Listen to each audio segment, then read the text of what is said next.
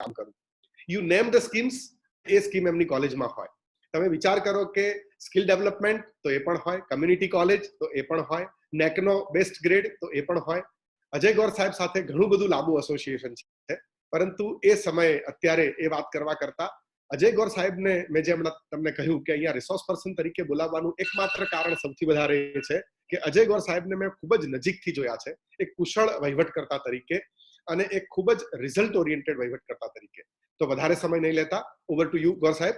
આ જે મિત્રો છે એ કોલેજીસ અને યુનિવર્સિટીના વહીવટી સ્ટાફના મિત્રો છે, આપણે વાત થઈ હતી એમ. તો now it is over to you, અને thank you very much for our accepting our invitation sir. Thank you Joshi saheb. પહેલા તો તમે મને એક ઓપોર્ચ્યુનિટી આપી છે આટલા બધા મિત્રો સાથે વાતચીત કરવાનો, તો સૌથી પહેલા તમારો આભાર. અમીબેન પણ જો હાજર હોય તો હું એમને બી યાદ કરીશ. આદરણીય અમીબેન, જગદીશભાઈ, યુજીસી HRDC ના સર્વે સ્ટાફ મિત્રો, યુનિવર્સિટી અને કોલેજના વહીવટી સ્ટાફના સર્વે મિત્રો, આપને હું આવકારું છું અહીંયા. ખાસ અમી મેડમે બહુ જ સરસ વ્યાખ્યાન આપ્યું. યુનિવર્સિટી વહીવટની ઘણી બધી વાત કરી, સાથે સાથે કોલેજ વહીવટની પણ થોડી ઘણી વાત એમણે સાંકળી લીધી છે. તો સર્વે યુનિવર્સિટી વહીવટ વિશે આપ જાણતા થઈ ગયા છો. હવે જ્યારે વાત કોલેજની છે ત્યારે આજે હું અને પિલવઈ કોટના પ્રિન્સિપાલ સંજયભાઈ બંને આપણી સાથે શેર કરવાના છીએ. અમે લોકો થોડું પ્લાનિંગ પણ એવું કર્યું છે કે થોડુંક અમે લોકો વહેંચી લઈએ જેથી ઓવરલેપિંગ ન થાય, અને તમારી સાથે આના ભાગ તરીકે અમે લોકો વિચાર્યું છે કે કોલેજમાં રહીને જે વહીવટ કરવાનો છે, જે ડોક્યુમેન્ટેશન કરવાનું છે, જે ફાઇલિંગ કરવાનું છે, એ બાબતે હું આપણી સાથે ચર્ચા કરીશ. અને એક કોલેજે સરકારશ્રી સાથે, યુનિવર્સિટી સાથે, યુજીસી સાથે, કેસીજી સાથે કે નેક સાથે કેવી રીતે કમ્યુનિકેશન કરવા એની વાત જે છે એ સંજયભાઈ શાહ કરવાના છે. હું જો મારી વાત શરૂ કરું તો આપણે ઘણીવાર સાંભળ્યું હશે, ઘણીવાર આપણે મોટા ફંક્શનમાં જતા હોઈએ છીએ યુનિવર્સિટીના, કોલેજમાં, ત્યારે એવું કહેવાતું હોય છે કે કોઈ પણ સંસ્થા માટે સફળતાનો જે 4 પાયા છે, 4 પિલ્લર છે, એ પિલ્લરમાં એવું ગણવામાં આવે છે કે એક મેનેજમેન્ટ છે, બીજો જે પિલ્લર છે એમાં પ્રિન્સિપલ અને તમામ સ્ટાફ મેમ્બર આવે. આ જે પિલ્લર છે જ્યારે કોઈ પણ ઇન્સ્ટિટ્યૂટ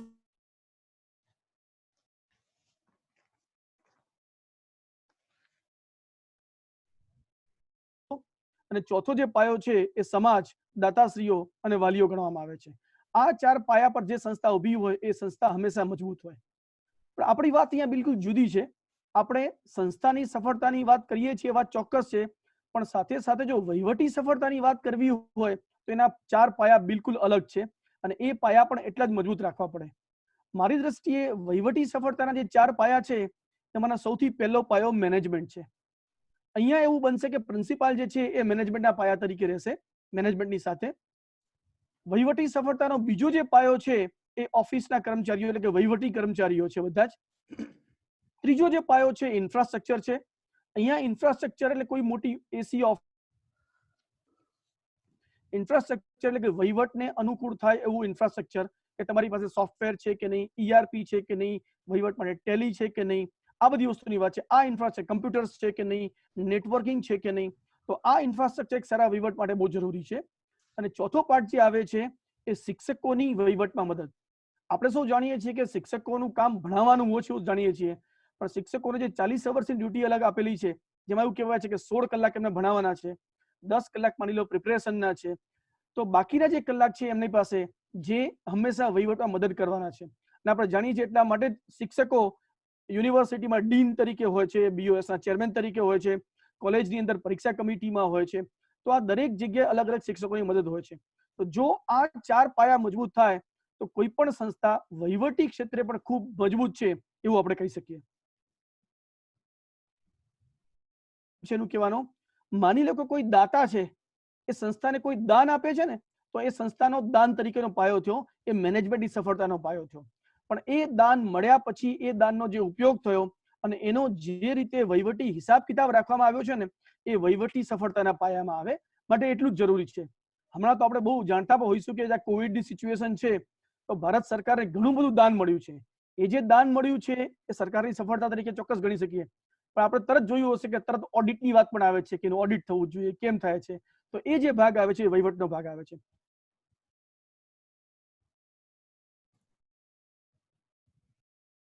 વાત કરીએ છીએ વહીવટી સફળતા કેમ મેળવવી એના માટે વાત કરી રહ્યા છીએ. તો આપણા વહીવટી સફળતાના પાયા પણ એટલા જ મજબૂત હોવા જોઈએ. હું તો ચોક્કસ એવું માનું છું કે કોઈ પણ સંસ્થાના જે હેડ ક્લાર્ક હોય કે જે મેઇન એડમિન વર્ક છે એ હું માનું છું કે જેમ યુનિવર્સિટીમાં કે સરકારમાં જે આઈએએસ અધિકારી કામ કરતા હોય કે જે સચિવ કામ કરતા હોય ને એ લેવલનું કામ એ દરેક અધિકારીનું હોય છે દરેક સંસ્થામાં. અને સાથે સાથે એક વસ્તુ એટલી જરૂરી છે કે સંસ્થામાં ક્યારે પણ એક વ્યક્તિ પર ડિપેન્ડન્ટ ન બની જવું જોઈએ. આવી ડિપેન્ડન્સી ન હોવી જોઈએ, એ પણ વહીવટનો બહુ જ અગત્યનો ભાગ છે.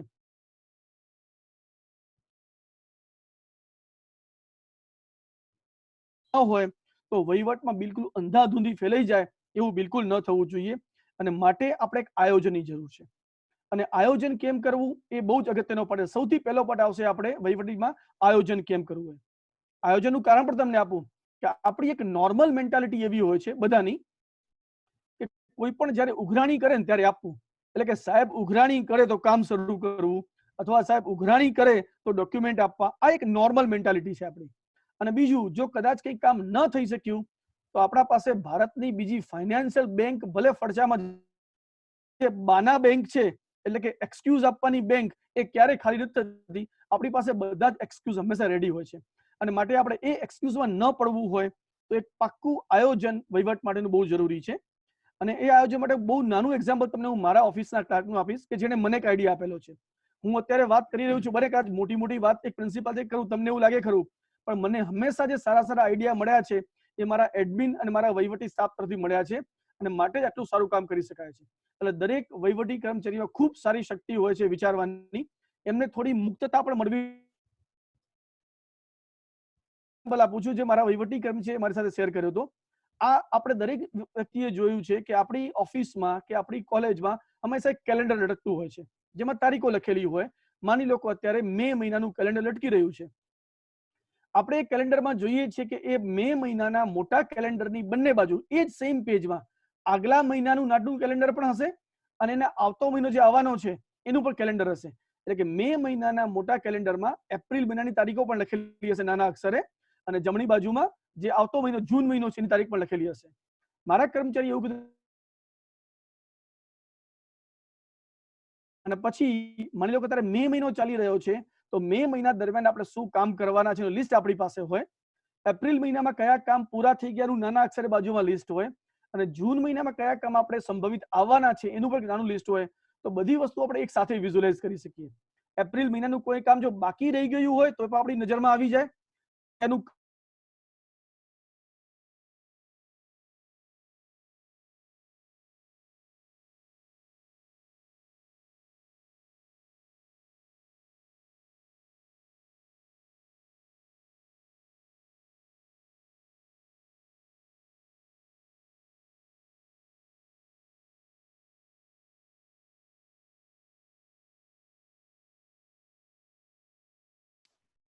મિત્રો મને એવું લાગે છે કે કદાચ સરનું સંપર્ક કે ઇન્ટરનેટ ક્યાંક ડિસ્કનેક્ટ થયું છે થોડુંક.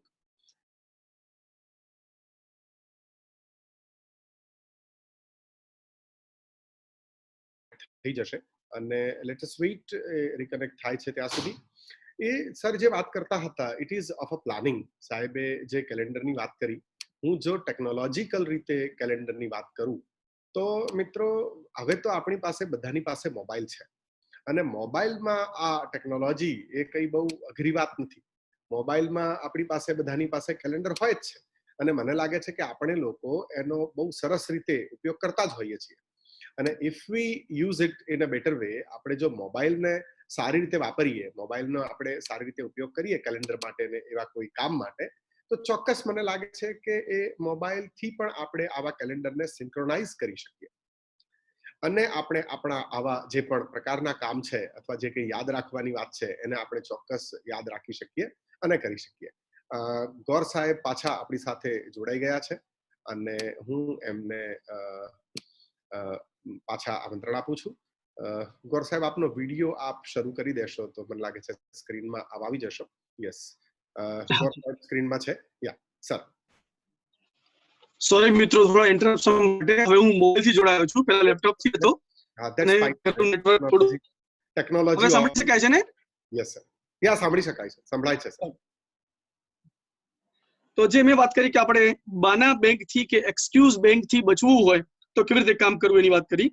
એટલે કેટલાક કામ એવા છે જે રિપીટેટિવ છે, આપણે વારંવાર કરવાના હોય છે, ત્યારે કેટલાક કામ એવા છે કે વર્ષમાં આપણે એક જ વખત કરવાના આવશે. રિપીટેટિવ કામની વાત કરું તો હંમેશા એક વસ્તુ આપણે ધ્યાન રાખવી જોઈએ. પહેલું કે ઉચ્ચ શિક્ષણ કમિશનની વેબસાઇટ અને વેબ પોર્ટલ એવરીડે જોવાનું, દર કલાકે નજર રાખતા રહેવાનું. એ જ પ્રમાણે યુનિવર્સિટી છે, યુજીસી છે, કેસીજી છે, એના પોર્ટલ્સ છે, એના ઈમેલ્સ છે, એ આપણે હંમેશા રેગ્યુલર ચેક કરતો રહેવો જોઈએ, જેથી કોઈ પણ વસ્તુની ડેડલાઇન તાત્કાલિક આપણે મિસ ન કરી જઈએ.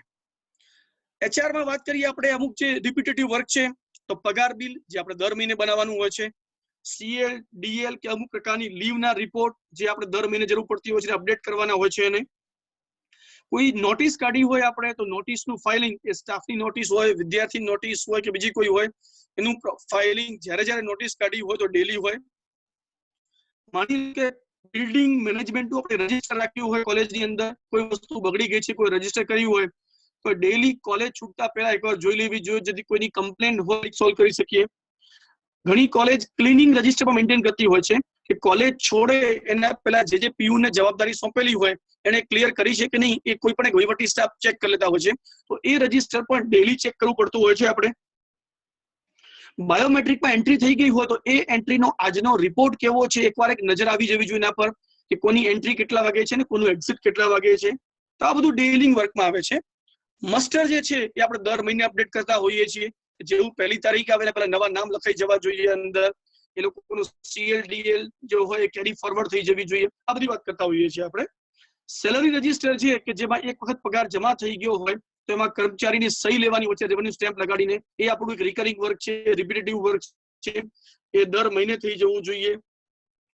કોઈ કર્મચારીનો પ્રમોશન આવતું હોય, ભરતી આવતી હોય કયા સમયે છે, એ પણ એક રિપીટેટિવ વર્ક છે, એનો મહિનો ફિક્સ નથી હોતો, એ રિપીટેટિવ વર્કમાં આવશે. એના સિવાય વિદ્યાર્થીઓ માટેના ટ્રાન્સફર સર્ટિફિકેટ હોય, એનું ટ્રાયલ સર્ટિફિકેટ હોય, બોનાફાઇડ સર્ટિફિકેટ હોય, એને ફોર્મ ભરવા જવું હોય તો ટ્રાન્સક્રિપ્ટ હોય, એનું રેકમેન્ડેશન લેટર હોય કે અન્ય પત્ર વ્યવહાર હોય, આ બધી વસ્તુ જે છે એ રિપીટેટિવ વર્કમાં આવશે. આના માટે ડિટેલમાં વાત આપણા સંજયભાઈ શાહ કરવાના છે. વન ટાઈમ વર્કની જો હું વાત કરું કે કયું વર્ક એવું છે જે વન ટાઈમ વર્ક હોય છે, તો અમે લોકો થોડુંક મહિના વાઇઝ પર ડિવાઈડ કરવું છે મારી કોલેજની અંદર, જેથી એ મહિના દરમિયાન આપણને યાદ રહે. માની લો કે એપ્રિલ અને મે મહિનો ચાલતો હોય તો નેચરલી આ એક્ઝામનો મહિનો છે, એક્ઝામની તૈયારી ચાલતી હોય, એક્ઝામ માટેની ફાઇલમાં કયા કયા કામ કરવા વસ્તુ આવી જાય, એ એક્ઝામ પતી ગઈ હોય તો તરત એ એક્ઝામના તમામ સ્ટેશનરી રિપોર્ટ હોય, એના ગ્રીન રિપોર્ટ છે, હાજરીના રિપોર્ટ છે, ઇન્ટરનલ બની ગયું હોય તો એ યુનિવર્સિટીમાં સબમિટ કરવાનું હોય, એના મહેનતાણાના બિલ તૈયાર કરવાના હોય, આ બધી જ વસ્તુ આપણું એપ્રિલ અને મે મહિનામાં આવતું હોય છે. કેટલીક વસ્તુ આપણે એપ્રિલ અને મે મહિનામાં પૂર્વ તૈયારી પણ કરવાની હોય છે. જેમ કે આપણને ખબર છે કે મે મહિનામાં મોટા ભાગે ધોરણ 12 નું પરિણામ આવી જતું હોય છે, વિજ્ઞાન પ્રવાહનું, પછી સામાન્ય પ્રવાહનું, તો એડમિશનના ફોર્મ તૈયાર કરવા. એડમિશનનું ફોર્મ જ્યારે તૈયાર કરીએ ત્યારે એડમિશન ફોર્મમાં ખાસ કયા કયા ફિલ્ડ રાખવા એ બહુ ઇમ્પોર્ટન્ટ છે, કે સરકાર કે યુજીસી જ્યારે માહિતી આપે ત્યારે કોઈ પણ માહિતી સ્કીપ ન થઈ જાય અને વારંવાર આપણે વિદ્યાર્થીઓ પાસે માહિતી ન માંગવી પડે, એ પણ અગત્યનું છે. એટલે ફોર્મની ડિઝાઇન છે, કેટલા અત્યારે સ્ટોકમાં છે, કેટલા છપાવવાના છે, કોલેજનું બ્રોશર હોય, પાવતી બુક અવેલેબલ છે કે નહીં, કેટલી છપાઈ છે, એવું મને કોઈને પછી કાચી પાવતી આપવી પડે, બીજાને પાકી પાવતી પછીથી આપીશું એવું ન થાય, તો પાવતી બુક રેડી છે કે નહીં, અન્ય સ્ટેશનરી તૈયાર છે કે નહીં, ફી અંગેની બહુ સ્પષ્ટ નોટિસ કે જેમાં વિદ્યાર્થી કે વાલી કન્ફ્યુઝ ન થાય, એને કેટલી ફી ભરવાની છે, ક્યારે ભરવાની છે, એને કેટલું રિફંડ મળી શકશે, રિફંડના નિયમો શું છે, પ્રવેશના નિયમો શું છે, આ બધી વસ્તુની બહુ સ્પષ્ટ વાત આપણે એપ્રિલ મે મહિના દરમિયાન કરવાની હોય છે. જૂના વિદ્યાર્થી પણ જો વેકેશન દરમિયાન ફી ભરી જાય તો આપણું જૂનથી જ્યારે શૈક્ષણિક કાર્ય શરૂ થાય ત્યારે સમય ન બગડે માટે આ પણ એડવાન્સમાં પ્લાન કરી શકાય કે જ્યારે સેકન્ડ યર અને ફર્સ્ટ યરની એક્ઝામ ચાલતી હોય એ દરમિયાન એક નોટિસ મળી જાય, વિદ્યાર્થીઓની વહેંચણી થઈ જાય કે આ વિદ્યાર્થી આ સમયે ફી ભરી જાય તો એ બાને એ કાઉન્ટર પર બહુ ભીડ પણ ન જામે અને જે છે કોલેજ શરૂ થયા પછી ફી ભરવામાં સમય ન બગડે, એનો અભ્યાસ ન બગડે, એનું આયોજન પણ વેકેશન દરમિયાન કરી શકાય છે.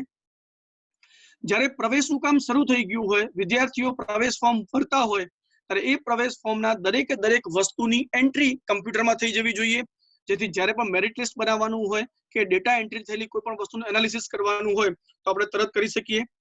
ફી લેવાની હોય તો કેટલી ફી, એ ફીમાંથી કેટલી બેંકમાં જમા થઈ, કેટલી એનો હિસાબ કેવી રીતે, એ પણ આપણે ડેઈલી નક્કી કરવાનું હોય છે.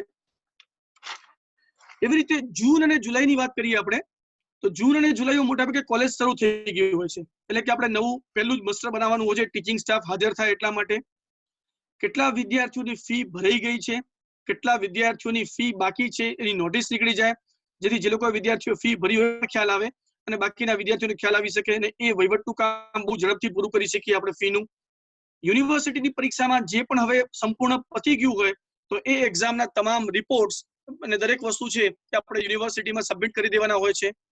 જુલાઈ મહિનો ઇન્ક્રીમેન્ટનો મહિનો હોય એટલે કયા કર્મચારીનું ઇન્ક્રીમેન્ટ કેટલું છૂટે છે, કેવી રીતનું છે અને એની નોંધ મૂકવાની હોય છે આપણે આપણા હાયર એજ્યુકેશન કમિશનની અંદર. એનરોલમેન્ટ અને રજીસ્ટ્રેશનની કામગીરી પણ આપણી આ જ મહિનામાં થતી હોય છે. જો આપણા ડેટા બહુ પરફેક્ટ હોય, એનરોલમેન્ટ માટે જરૂરી ડેટા આપણી પાસે તૈયાર હોય, તેમાં પણ એન્ટ્રી કરેલી છે, એનરોલમેન્ટ કે રજીસ્ટ્રેશનના કામ માટે પણ કરી શકતા હોઈએ છીએ. ઓગસ્ટ અને સપ્ટેમ્બર મહિનામાં પ્રવેશની કાર્યવાહી પૂરી થઈ ગઈ, એનરોલમેન્ટની કાર્યવાહી પૂરી થઈ ગઈ હોય અને તરત સરકારશ્રીની કાર્યવાહી શરૂ થાય આપણી. જેમ કે એડમિશન પ્રવેશ પૂરા થઈ ગયા, સંખ્યા નક્કી થઈ ગઈ આપણી, એટલે વર્કલોડની ગણતરી કરવાની હોય છે, જે આપણે સરકારશ્રીમાં સબમિટ કરવાનું હોય છે. જે વિદ્યાર્થીઓએ ઓગસ્ટ સપ્ટેમ્બર દરમિયાન સ્કોલરશીપના ફોર્મ ભર્યા હોય છે એ ફોર્મનું વેરિફિકેશન આપણે કોલેજ લેવલ પર કરવાનું હોય છે. તો આ કામ આપણું આ મહિનામાં આવતું હોય છે. સ્ટુડન્ટ્સને એડમિશન પૂરા થઈ ગયા માટે સ્ટુડન્ટ જનરલ રજિસ્ટર જે બનાવતા હોઈએ છીએ, પહેલા તો ઘણી વાર હાથથી લખતા હતા, પણ હવે જો એ કમ્પ્યુટરાઇઝ કોપી હોય તો આખી કોપી આપણે ત્યાં ચિપકાવી શકીએ છીએ વિદ્યાર્થીના એડ્રેસ અને બધી વિગતો સાથે. તો એ જે વાત છે એ સ્ટુડન્ટ જનરલ રજિસ્ટર તૈયાર કરવાનું હોય છે. કેટલા પ્રવેશ લીધા, પ્રવેશ પછી કેટલા પ્રવેશ રદ થયા, એ બધી વસ્તુઓ આવી જતું હોય છે. ટ્યુશન ફી સંપૂર્ણપણે આવી ગઈ હોય તો સરકારમાં જમા કરાવવાની હોય છે આપણે, એટલે સમયસર સરકારમાં જમા થઈ જાય એ પણ જરૂરી છે, કોઈ આપણને રિમાઇન્ડર મળે એના પહેલા. એના સિવાય જે આપણી ડેવલપમેન્ટ ગ્રાન્ટ હોય છે કે પરચુરણ ગ્રાન્ટ હોય સરકારમાંથી આવતી હોય છે, એ સરકાર માટેના જરૂરી 17 પત્રકો હોય છે. એ પત્રકો માટે વિગતવાર વાત મેં કીધું સંજય બી કરશે, પણ એ પત્રકો તૈયાર કરવાનું કામ આપણે ઓગસ્ટ અને સપ્ટેમ્બર મહિનામાં પૂરું કરી દેવાનું હોય છે. 17 જાતના અલગ અલગ પત્રકો છે આપણને ખબર છે. એ પત્રકો જો પહેલીથી આપણે એના બ્લેન્ક ફોર્મ તૈયાર કરી રાખ્યા હોય અને અલગ અલગ વ્યક્તિને જવાબદારી સોંપી હોય તો તુરંત એ પત્રકો પણ તૈયાર થઈ શકે છે. યુનિવર્સિટી આપણી પાસે આ જ મહિના દરમિયાન આંકડાકીય માહિતી માંગતી હોય છે. જે આંકડાકીય માહિતી યુનિવર્સિટીએ સરકારશ્રીમાં અને યુજીસીમાં સબમિટ કરવાની હોય છે. એનું પણ ફોર્મેટ લગભગ હવે ફિક્સ થઈ ગયું છે. તો એ ફોર્મેટ પ્રમાણે એડમિશનની સાથે સાથે એમાં જો માહિતી ભરતા જઈએ આપણે તો એ આંકડાકીય માહિતી પણ તરત તૈયાર થઈ શકે છે. સપ્ટેમ્બર મહિનો જો આવી ગયો હોય તો નેચરલી ઇન્ટરનલ એક્ઝામની તૈયારી શરૂ કરવાની હોય આપણે. તો ઇન્ટરનલ એક્ઝામની તૈયારી, એની નોટિસ, એના પેપર મંગાવવા માટે, પેપર છપાવવા માટે એ જે કંઈ તૈયારી કરવાની હોય એ તમે કીધું અહીંયા આપણા ટીચિંગ સ્ટાફના મિત્રો પણ હેલ્પમાં આવશે, પણ એક વહીવટનો ભાગ જ છે. તો એ વહીવટ કરવાનું હોય છે. અને ઘણીવાર એવું બનતું હોય છે કે તમારી કોલેજ પાસે બહુ મોટું પ્રિમાઇસીસ જો હોય તો યુનિવર્સિટી તમને ઘણીવાર અન્ય એક્ઝામના સેન્ટર પણ આપતી હોય છે. જેમ કે મારી કોલેજમાં વાત કરું તો મારી કોલેજ એ આર્ટ્સ સાયન્સ કોલેજ છે, પણ ફિઝિયોથેરાપી કોલેજની એક્ઝામ મારી કોલેજમાં લેવાતી હોય છે, નર્સિંગ કોલેજની એક્ઝામ મારી કોલેજમાં લેવાતી હોય છે, અન્ય સેલ્ફ ફાઇનાન્સ કોલેજની બીએડની એક્ઝામ મારી કોલેજમાં લેવાતી હોય છે. તો આ એક એવો સમય છે વહીવટ માટે કે આપણે એ એક્ઝામ માટે ઇન્ફ્રાસ્ટ્રક્ચર અલગ રાખવું, એ દરમિયાન વિદ્યાર્થીઓનો અભ્યાસ ન બગડે માટે એની વ્યવસ્થા પણ કરવી. તો આ તમામ કામ આપણે ઓફિસ સ્ટાફની સાથે રહીને કરવાનું હોય છે, જે કામ મોટાભાગે આપણે ઓગસ્ટ સપ્ટેમ્બર મહિનામાં કરવાનું હોય છે. આપણે જાણીએ છીએ કે વેકેશન દરમિયાન આપણું ટીએ કપાતું હોય છે, ટીચિંગ સ્ટાફ જે લોકો વેકેશન નથી આવતા તો એ લોકોનું એરિયસ બિલ સરકારમાં મોકલવાનું કામ, આ બધી વસ્તુ મોટાભાગે ઓગસ્ટ અને સપ્ટેમ્બર મહિનામાં આવતી હોય છે, જે આપણા લિસ્ટમાં હોવું જોઈએ.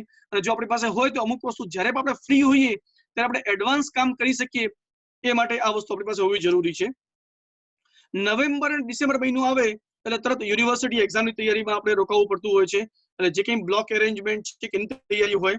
ડિસેમ્બર મહિનો હોય તો 10 મહિના દરમિયાન દરેક કર્મચારીએ કેટલો ઇન્કમ ટેક્સ કપાવ્યો છે અને બાકીના 2 જ મહિના બાકી રહ્યા છે એનું એડજસ્ટમેન્ટ કેવી રીતે કરવાનું, એના ડોક્યુમેન્ટ કેમ માંગવા, એની નોટિસ આપણે હંમેશા ડિસેમ્બર મહિનામાં કાઢતા હોઈએ છીએ, તો એ ગણતરી રાખવાની હોય. AISH ની તમામ ડિટેલ આપણે આમ જો તો ઘણીવાર સરકાર એક્સટેન્ડ કરતી હોય છે, પણ નોર્મલ ડેટ એ લોકો ડિસેમ્બરમાં હોય છે કે તમે એ ફોર્મ ભરી કાઢો. તો એ વિગતો ભરી કાઢવા માટેના સંપૂર્ણ ડેટા આપણી પાસે હોવા જોઈએ. જે કર્મચારીઓ નોન વેકેશનલ છે એ લોકોની હક રજાઓ મળતી હોય તો એ હક રજાનું જે લોકોનું રજીસ્ટર હોય એમાં માહિતી ભરી કાઢવાની.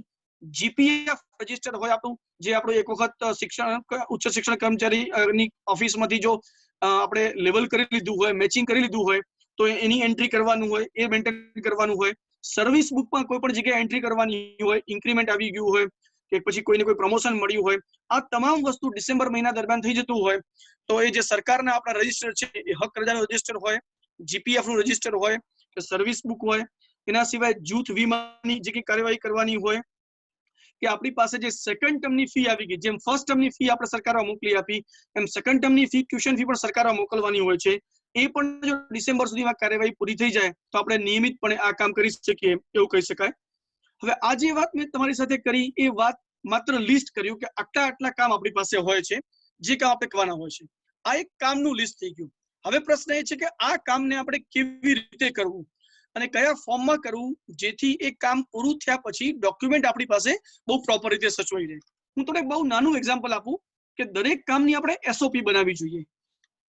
એક નાનું એક્ઝામ્પલ તમને એવું આપું કે કોઈ વિદ્યાર્થીએ ઇન્ટરનલ એક્ઝામ આપી છે અને ઇન્ટરનલના માર્ક ડિસ્પ્લે થયા પછી માની લો કે એને ઇન્ટરનલ માર્કથી સંતોષ નથી અને તમારી પાસે આવે છે કે મને મારા માર્કથી સંતોષ નથી, મારે રીચેકિંગ કરાવવું છે. તો નોર્મલી શું કરવું જોઈએ? અત્યારની આપણી જનરલ પ્રેક્ટિસ જોઈએ દરેક કોલેજમાં તો કેવી હોય છે કે વિદ્યાર્થી કોઈ છૂટાય કાગળમાં અરજી આપે પ્રિન્સિપાલને કે મને મારા માર્ક બરોબર નથી લાગતા તો મારું રીચેકિંગ કરી આપવા વિનંતી. પ્રિન્સિપાલ નોંધ મૂકે, એ કાગળ લઈ પીયુન વચ્ચે ઘણીવાર લઈ જાય અને ક્લાર્કને આપે, એટલે ક્લાર્ક પોતાની રીતે નક્કી કરે કે ભાઈ આ કામ તો કોણ સંભાળે છે? પરીક્ષા કમિટીના કન્વીનર એટલે અધ્યાપકને લેટર આપે. અધ્યાપકે સારું હું જોઉં છું, એ પોતાની રીતે પછી ફરીથી ક્લાર્ક ઓફિસમાં આવીને વાત કરે પેપરો ક્યાં પડ્યા છે, એ પેપર કાઢે, એ પેપર કોઈ કન્સર્ન વ્યક્તિને આપે, પછી એ માર્ક ચેક થાય, ક્યારે આપે. ઘણીવાર એવું બને કે આ આખી પ્રોસેસમાં કોઈ જગ્યાએ ડોક્યુમેન્ટ જો આપણે હોય ને, ઘણીવાર નેકમાં ડોક્યુમેન્ટ આપવાના હોય છે કે તમારી એક્ઝામિનેશન સિસ્ટમ કેટલી ફેર અને ટ્રાન્સપરન્ટ છે, તો એ ડોક્યુમેન્ટ માંગો તો ના તો આપણને કોઈ ચિઠ્ઠી મળે કે ના કોઈ સહીવાળો કાગળ મળે. એની જગ્યાએ જો આપણે એવું કરીએ કે આપણું સિમ્પલ A4 સાઇઝના પેપરના 5 ભાગ પાડી દઈએ એક જ પેપરના, અને આખું ડોક્યુમેન્ટ આપણે એક જ પેપરમાં સાચવી શકીએ. એ પેપરનો પહેલો 1/5 પાર્ટ છે જ્યાં વિદ્યાર્થી પોતાનું નામ લખે, પોતાનો બેઠક નંબર લખે, જે વિષયમાં એને માર્કમાં સંતોષ ન હોય વિષયનું નામ લખે અને એની વિગત દર્શાવે. આટલી વિગત લઈને પ્રિન્સિપાલને મળે.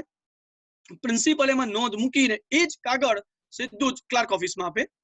એટલે વહીવટી કર્મચારી જો સંસ્થાએ 10 રૂપિયા કે 5 રૂપિયા જે કે ટોકન ફી રાખી હોય એ ફી લઈ લે તો એ ફી રિસિપ્ટનો નંબર એ ત્યાં નોંધ મૂકે, એને જોઈ લીધી છે, એ ત્યાંથી પેપર જે સપ્લિમેન્ટરી જ્યાં પડ્યો પેપર કાઢે અને એક્ઝેક્ટલી સપ્લિમેન્ટરીની ઉપર જ એ પેપર પિનથી ફિક્સ કરી દે. એટલે એનો મતલબ એ થયો કે એ જે આપણે 5 ભાગ પાડેલા છે એમાંથી 2 ભાગ પૂરા થઈ ગયા. પહેલો ભાગ વિદ્યાર્થીની અરજી, બીજો ભાગ જે છે વહીવટી જે કંઈ કરવાનું હતું એ, અને આ વસ્તુ સીધી જે પરીક્ષા કમિટીના કન્વીનર હોય આપણી કોલેજના એની પાસે જાય. પરીક્ષા કમિટીના કન્વીનર પોતાની નોંધ મૂકે કે આ વિષય મેં બરોબર જોયો છે, એની જે માર્કશીટ મારી પાસે આન્સર શીટ આવી છે એ બરોબર છે. હવે આ આન્સર શીટ રીઇવેલ્યુએટ કરવા માટે કે ચેકિંગ કરવા માટે હું આ અધ્યાપકને જવાબદારી સોંપું છું. એટલે એના પર અધ્યાપકનું નામ લખાઈ જાય. એ નામ લખાયા પછી એ સપ્લિમેન્ટરી ઉપર એક પેપર જે પેપર મૂકેલું છે જે 3 ભાગ પૂરા થઈ ગયા છે એ પેપર જે તે અધ્યાપક પાસે જાય. અધ્યાપક એ વસ્તુ ચેક કરે, એને એમ લાગે કે માર્ક બરોબર છે તો પોતાની નોંધ મૂકે કે મારી દ્રષ્ટિએ માર્ક બરોબર છે, અથવા ફેરફાર હોય તો એ ફેરફારની નોંધ મૂકે અને એ પત્ર એટલે કે આન્સર શીટ અને ઉપર જે કાગળ મૂકેલો છે કાગળ પરીક્ષાના કન્વીનરને પાછો આપે અને પરીક્ષાના કન્વીનર પ્રિન્સિપાલશ્રી પાસે આવે અને પ્રિન્સિપાલશ્રી અને પરીક્ષાના કન્વીનર બંને જોઈન્ટ નોંધ મૂકે કે આનું રીએસેસમેન્ટ કે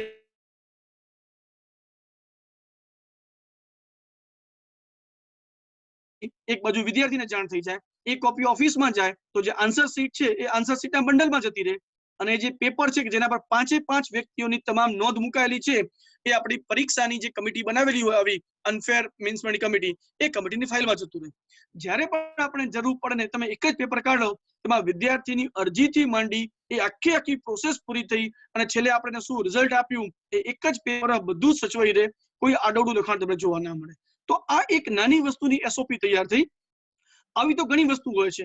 જેવી કોલેજ શરૂ થાય ને એડમિશન પૂરા થાય એટલે વિદ્યાર્થી આપણી પાસે આવે કે સર મારો ભાઈબંધ મારા ફલાણા ડિવિઝનમાં છે, કે મારા ફ્રેન્ડે કેમેસ્ટ્રીને બદલે મેથેમેટિક્સ વિષય લીધો છે, કે હિસ્ટ્રીને બદલે ગુજરાતી વિષય લીધો છે, મારે વિષય બદલવો છે. તો જેવી રીતે રીચેકિંગ માટેની આખી આપણી એસઓપી તૈયાર કરી, એક્ઝેક્ટલી કોઈ વિદ્યાર્થીને વિષય બદલવો હોય તો એની પણ એસઓપી તૈયાર કરી શકાય. આ એટલા માટે બહુ જ જરૂરી છે અને ઘણી જગ્યાએ મેં કેસીસ જોયેલા છે કે સેકન્ડ યરમાં વિદ્યાર્થી વિષય બદલી કાઢે, કે યુનિવર્સિટી નિયમ પ્રમાણે આપણે એને મેઇન સબ્જેક્ટ સેકન્ડ યરથી આપતા હોઈએ છીએ, પણ વિદ્યાર્થીનું એનરોલમેન્ટ એકવાર ફર્સ્ટ યરમાં મુખ્ય વિષયમાં અલગ જગ્યાએ થઈ ગયું હોય તો જ્યારે એનું 6ઠ્ઠા સેમનું રિઝલ્ટ ડિક્લેર થાય ત્યારે રિઝલ્ટ એનું પેન્ડિંગમાં રહે. પછી ન તો પીજીમાં એડમિશન લઈ શકે, ન બીએડમાં એડમિશન લઈ શકે, મુશ્કેલીમાં મુકાય, રિઝલ્ટ પેન્ડિંગ છે એવું થાય, અને વિદ્યાર્થી મુશ્કેલીમાં ન મુકાય. માટે આની પણ જો એસઓપી તૈયાર કરી દીધી હોય આપણે, તો જે કિસ્સામાં વિદ્યાર્થીનો આપણે સબ્જેક્ટ ચેન્જ કર્યો છે, તો જે તે સમયે એની નોંધ સાથે યુનિવર્સિટીને જાણ થઈ જાય, તો એના એનરોલમેન્ટમાં કે સીટ નંબરમાં એનો સીટ નંબર જે તે વિષયની સાથે જ આવે એવું પણ આયોજન કરી શકીએ. તો હવે ઘણા એક્ઝામ્પલ છે મેં તમને આપ્યા એ પ્રમાણે, કે રીચેકિંગનું હોય, વિષય બદલવાનું હોય, કે ઘણીવાર એના સિવાયની પરીક્ષા સમિતિની કોઈ અરજી હોય, ટીસી માટેના અલગ અલગ ફોર્મ હોય, પાસના ફોર્મ હોય. પાસમાં આપણે વિદ્યાર્થી ઘણીવાર ગમે તેવી અરજી આપી દે, પછી બને કે મારું અત્યારે હું અહીંથી અપડાઉન કરતો હતો, હવે મારું ગામ બદલાઈ ગયું છે, મારે બીજો પાસ જોઈએ છે, એસટી વાળા ના પાડે છે. આવા ઘણા પ્રશ્નો આવી શકે. પ્રશ્નો બહુ નાના નાના છે. આ બધી વસ્તુની જો આપણે એસઓપી તૈયાર કરેલી હોય તો મોટો ફાયદો એ થાય કે આજે એક કર્મચારી કામ કરી રહ્યો છે, કાલ ઉઠીને એ કર્મચારી નિવૃત્ત થઈ જાય અને એ જવાબદારી જો આપણે બીજા કોઈ વ્યક્તિને સોંપવી પડે તો પણ એની પાસે જો એસઓપી તૈયાર હશે ને, તો નવા વ્યક્તિને પણ કામ કરવામાં બિલકુલ તકલીફ નહીં પડે અને બિલકુલ એ પ્રમાણે કામ કરી શકશે. એક્ઝેક્ટલી એડમિશન ફોર્મ જે તૈયાર કરવાનું છે એમાં પણ એ બહુ ધ્યાન રાખવાનું છે કે એડમિશન ફોર્મ કેમ તૈયાર કરવું અને કેટલા ફિલ્ડ એની અંદર રાખવા, જેથી યુજીસી કે કોઈ માહિતી માંગે તો આપણે એને પ્રોપર આપી શકીએ. હવે જો આટલી બધી વસ્તુ આપણા મગજમાં ક્લિયર હોય તો આનો સૌથી બેસ્ટ રસ્તો એ છે કે આપણે આપણી કોલેજનું ઓફિસ મેનેજમેન્ટ સિસ્ટમ ડેવલપ કરીએ. અને જો એ સોફ્ટવેરથી તૈયાર થઈ શકતી હોય તો બહુ જ સારું પડે, કે આપણા માટે બે સિમ્પલ કામ થઈ ગયા. અત્યારે મેં તમને જે આખી વાત કીધી એ આપણે બધું હાથથી લખીને તૈયાર કરવું પડે, આપણા ટેબલ પાસે મૂકવું પડે, આપણા કર્મચારીને ટ્રેનિંગ આપવી પડે.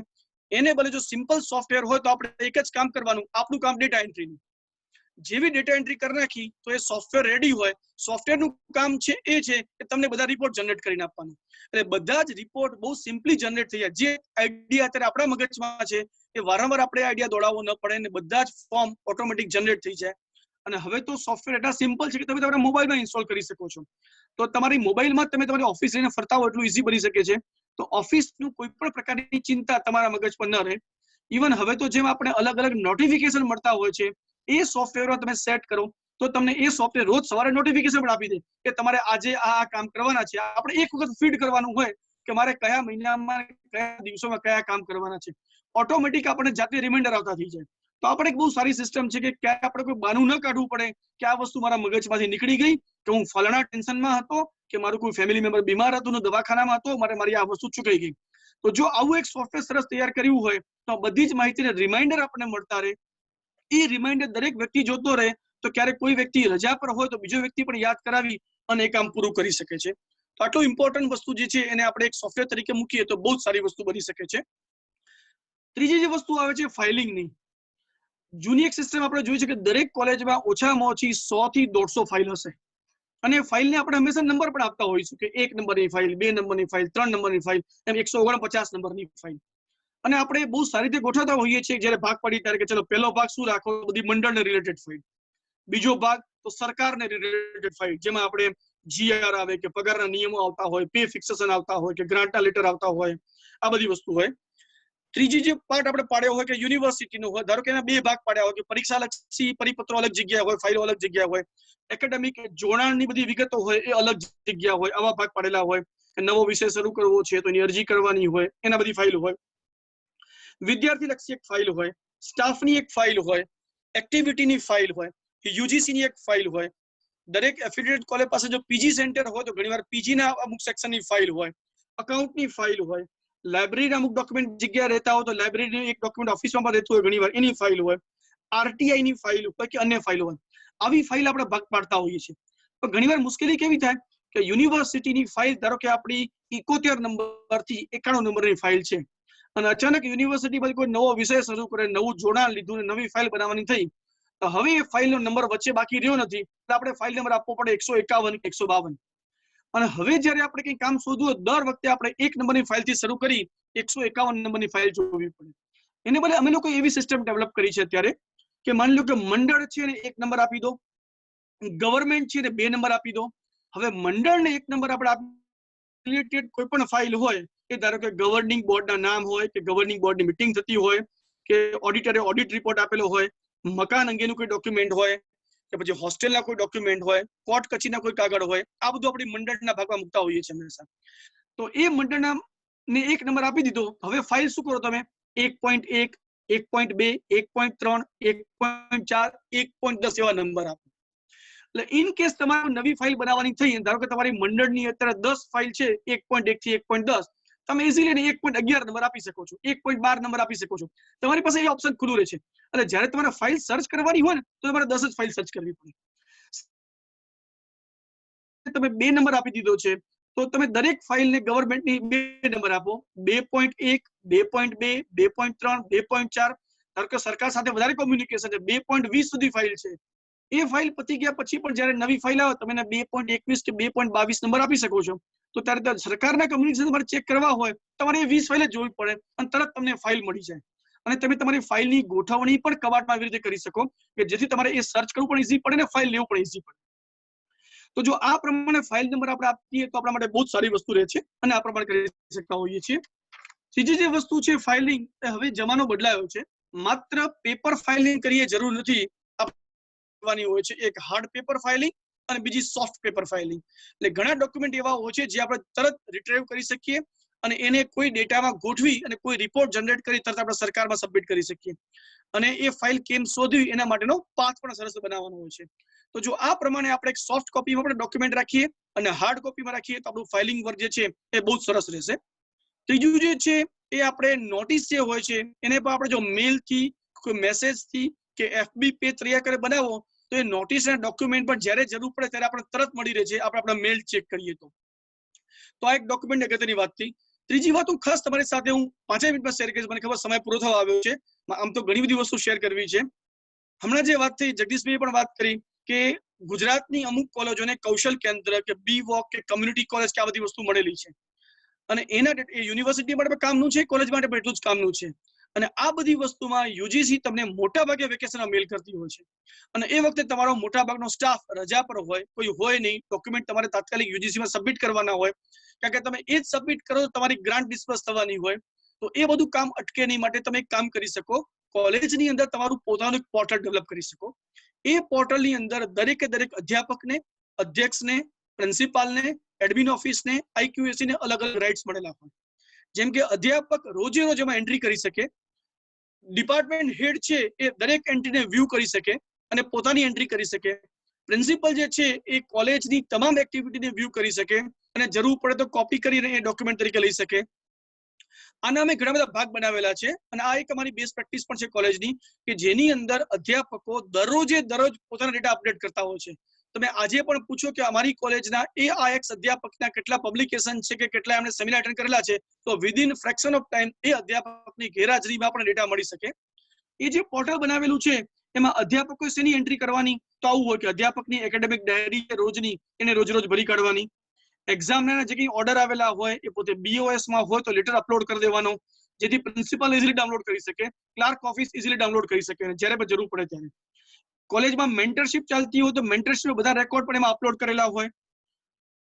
એ અધ્યાપક પોતે ICT નો કેવી રીતે યુઝ કરે છે એના જે કંઈ PPT હોય એ ત્યાં અપલોડ કરેલી હોય. એ અધ્યાપકે જો MOOCના કે સ્વયંના કોઈ સર્ટિફિકેટ કરેલા હોય તો સર્ટિફિકેટ ડિટેલ ત્યાં સર્ટિફિકેટ અપલોડ કરી દીધેલું હોય. એમને કોઈ એવોર્ડ કે રેકગ્નિશન મળેલી હોય એ વસ્તુ હોય, એના પબ્લિકેશનનું હોય, એમના કેટલા રિસર્ચ સ્ટુડન્ટ છે, કેટલાનું PhD પતી ગયું, કેટલાનું PhD ચાલુ છે અત્યારે એની વિગતો હોય, એમની લીવની રેકોર્ડ હોય, એનું પોતાનું સેલ્ફ અપ્રેઝલ હોય. આ બધી વસ્તુ અધ્યાપકે જાતે એ રોજ જો 5 મિનિટ કાઢે છેલ્લે કોલેજથી જતા પહેલા ને એન્ટ્રી કરી દે તો આ બધી એન્ટ્રી કોલેજના પોર્ટલ પર પરમનન્ટ રહે અને જ્યારે બી જેને યુઝ કરવો હોય કરી શકે છે. આ અધ્યાપક માટે વાત થઈ. જો ડિપાર્ટમેન્ટ હેડની વાત કરું તો ડિપાર્ટમેન્ટનું એકેડેમિક કેલેન્ડર અધ્યાપક અપલોડ કરી દે તરત જ જૂન મહિનામાં, એટલે એ થઈ જાય. એટલે જ્યારે પણ તમારે જરૂર પડે કે એકેડેમિક કેલેન્ડર જોવું છે તમે જોઈ શકો. એ ડિપાર્ટમેન્ટે કેટલા બ્રિજ કોર્સ કર્યા છે, કેટલા સર્ટિફિકેટ કોર્સ આપેલા છે, કેટલા ફિલ્ડ વર્ક, કેટલા પ્રોજેક્ટ કરેલા છે, એના ફીડબેક શું છે, એડવાન્સ લર્નર, સ્લો લર્નર કોણ છે, એની ટ્રેનિંગ છે, સ્ટુડન્ટ ટૂર હોય, કન્ટિન્યુઅસ ઇવેલ્યુએશન કેવી રીતે કરે છે એ ડિપાર્ટમેન્ટ એની વિગતો હોય, એ ડિપાર્ટમેન્ટની પ્લેસમેન્ટની વિગતો હોય. પ્લેસમેન્ટ બહુ ઇમ્પોર્ટન્ટ વિગત છે કારણ કે જે લોકોને કૌશલ કેન્દ્ર કે BVOC અને કમ્યુનિટી કોલેજ મળેલા હશે એની ગ્રાન્ટનું ડિસ્પર્સન જે છે એ માત્ર ને માત્ર પ્લેસમેન્ટ પર ડિપેન્ડ કરે છે. તમારે કેટલા વિદ્યાર્થીઓ નોકરી મળી.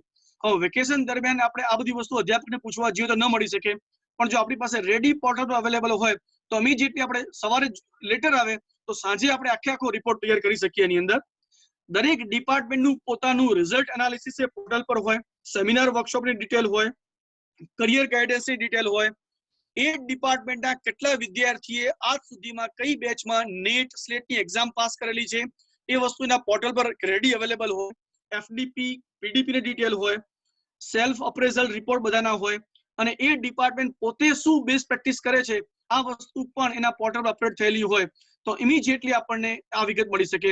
એટલે વેકેશન દરમિયાન અધ્યાપક ક્યાંક ગયા હોય તો આપણે ડિસ્ટર્બ પણ ન કરીએ અને કોલેજનો વહીવટ જે છે એ બહુ જ સ્મૂથમાં ચાલે એવું આયોજન આપણે કરી શકતા હોઈએ છીએ. તો આના સિવાય ઘણી બધી વિગતો એવી છે કે જે આપણે કરી શકીએ, પણ મને લાગે સમય થઈ ગયો છે. સંજયભાઈ પણ રાહ જોતા હશે. હું વિચારું કે મારી જે પણ વાત ખૂટતી હશે કે સંજયભાઈ પણ લઈ લેશે. અને તમારી સાથે વાત કરવાની મને ખૂબ મજા આવી. હવે જ્યારે કે બી સમય મળશે તો હું ડિટેલમાં અને શાંતિથી આપણે ચોક્કસ વાત કરીશું. તમારી મેં 5 મિનિટ વધારે લીધી છે જગદીશભાઈ અને સર્વે પાર્ટિસિપન્ટ મિત્રો, મને ક્ષમા કરજો. અને તમારી સાથે જે મને આ વાર્તાલાપ કરવાનો અવસર મળ્યો છે એ બદલ હું HRDC જગદીશભાઈનો ખૂબ ખૂબ આભાર માનું છું. Thank you very much. Thank you very much Gaur saheb. Exactly 2-3 વાત હું કહેવા માંગીશ મિત્રો. એક તો ગૌર સાહેબનું ટાઈમ મેનેજમેન્ટ આપણે જોઈએ તો એમણે પૂરેપૂરી મિનિટ જે રીતે ઉપયોગ કરવો જોઈએ એવી રીતે મિનિટ સુધી એનો ઉપયોગ કર્યો.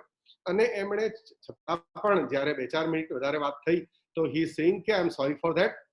બીજી બહુ અગત્યની વાત જે મને સ્પર્શી ગઈ ગૌર સાહેબ આપની આજે એ કે સી ટેકનોલોજી આપણા હાથમાં નથી હોતી અને ટેકનોલોજી એ આપણે ઘણીવાર એની સામે આપણો ઉપયોગ ફાયદોકારક પણ છે અને ઘણીવાર આપણે એની સામે લાચાર પણ હોઈએ છીએ. તો જ્યારે એમનું કમ્પ્યુટર વર્ક ન કર્યું તો ઇમિડિયેટલી એમણે પોતાની ક્વિક સેન્સ અને સ્માર્ટનેસ મોબાઈલથી કનેક્ટ થઈ ગયા અને આપણી સાથે જોડાઈ ગયા. મિત્રો સી આપણો ઇન્ટેન્શન સારો હોય, આપણે કોઈ બાબત માટે નક્કી કરી લીધું હોય કે આ મારે કરવું છે તો we can certainly do it. જેવી રીતે શરૂઆતના સવારના સેશનમાં પણ ચર્ચા થઈ હતી અને ગૌર સાહેબે પણ અત્યારે વાત કરી કે જે બહાનાની વાત છે અથવા તો જવાબદારીથી ભાગવાની વાત છે, જો એ એટીટ્યુડ કોઈ પણ માણસનો હોય તો એ માણસ પાસે કોઈ પણ કામ કરાવવું બહુ અઘરું છે. પરંતુ જો કોઈ એવું નક્કી કર્યું હોય કે મારે આ કરવું જ છે તો it is I tell you એ પોતે રસ્તો કાઢી નાખે અને ગમે તે રીતે એમાંથી રસ્તો કાઢીને માણસ કામ કરી શકે. સો આઈ એમ રિયલી થેન્કફુલ ટુ ગૌર સાહેબ. ગૌર સાહેબ, અહીંયા 2 પ્રશ્નો છે, આપને હું એ વાંચી સંભળાવું છું. અનુકૂળ આવે ને અત્યારે આપ જવાબ કરી શકો તો બેસ્ટ, નહીતર પછી આપ અમને શેર કરશો તો અમે પાર્ટિસિપન્ટને શેર કરીશું. પહેલો પ્રશ્ન અહીંયા છે કે ખૂબ જ જૂના, આશરે કે 20 વર્ષ પહેલાના રેકોર્ડ જો કોઈ હોય અને એનો નાશ કરવો હોય તો એ કેવી રીતે કરવો અને ક્યાં સુધી આ રેકોર્ડ રાખવા જોઈએ? બિલકુલ, કેટલાક રેકોર્ડ એવા હોય છે જે આપણે પરમેનન્ટ રાખવાના હોય છે. જેમ કે ડેડ સ્ટોકની વાત છે કે જે આપણે રાખ્યું હોય એના ભલે તમે સાધન ડિસ્ટ્રોય કરી દીધું છે પણ તમારા પેપરના રેકોર્ડ છે તમારે મેન્ટેન કરવાના હોય છે.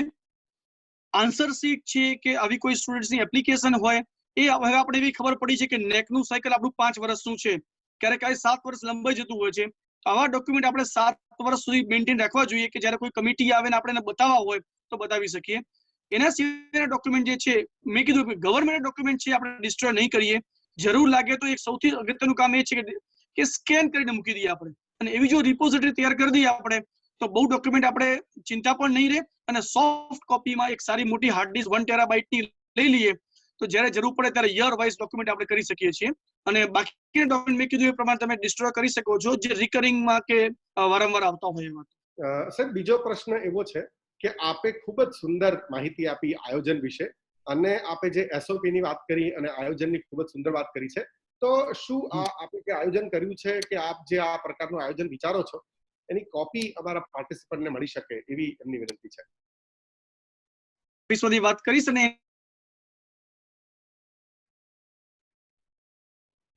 ચોક્કસ સર, થેન્ક યુ સર. એટલે એની કોપી મળી શકે પાર્ટિસિપન્ટ્સને એવી એમની વિનંતી. હા, જરૂર. હું ઓફિસમાંથી એક કોપી મંગાવીશ, સ્કેન કરીને ડોક્યુમેન્ટ આપને મોકલી આપીશ. તમે સર્ક્યુલેટ કરજો બધા પાર્ટિસિપન્ટ્સ સાથે. આપશો તો હું એમને સર્ક્યુલેટ કરી દઈશ.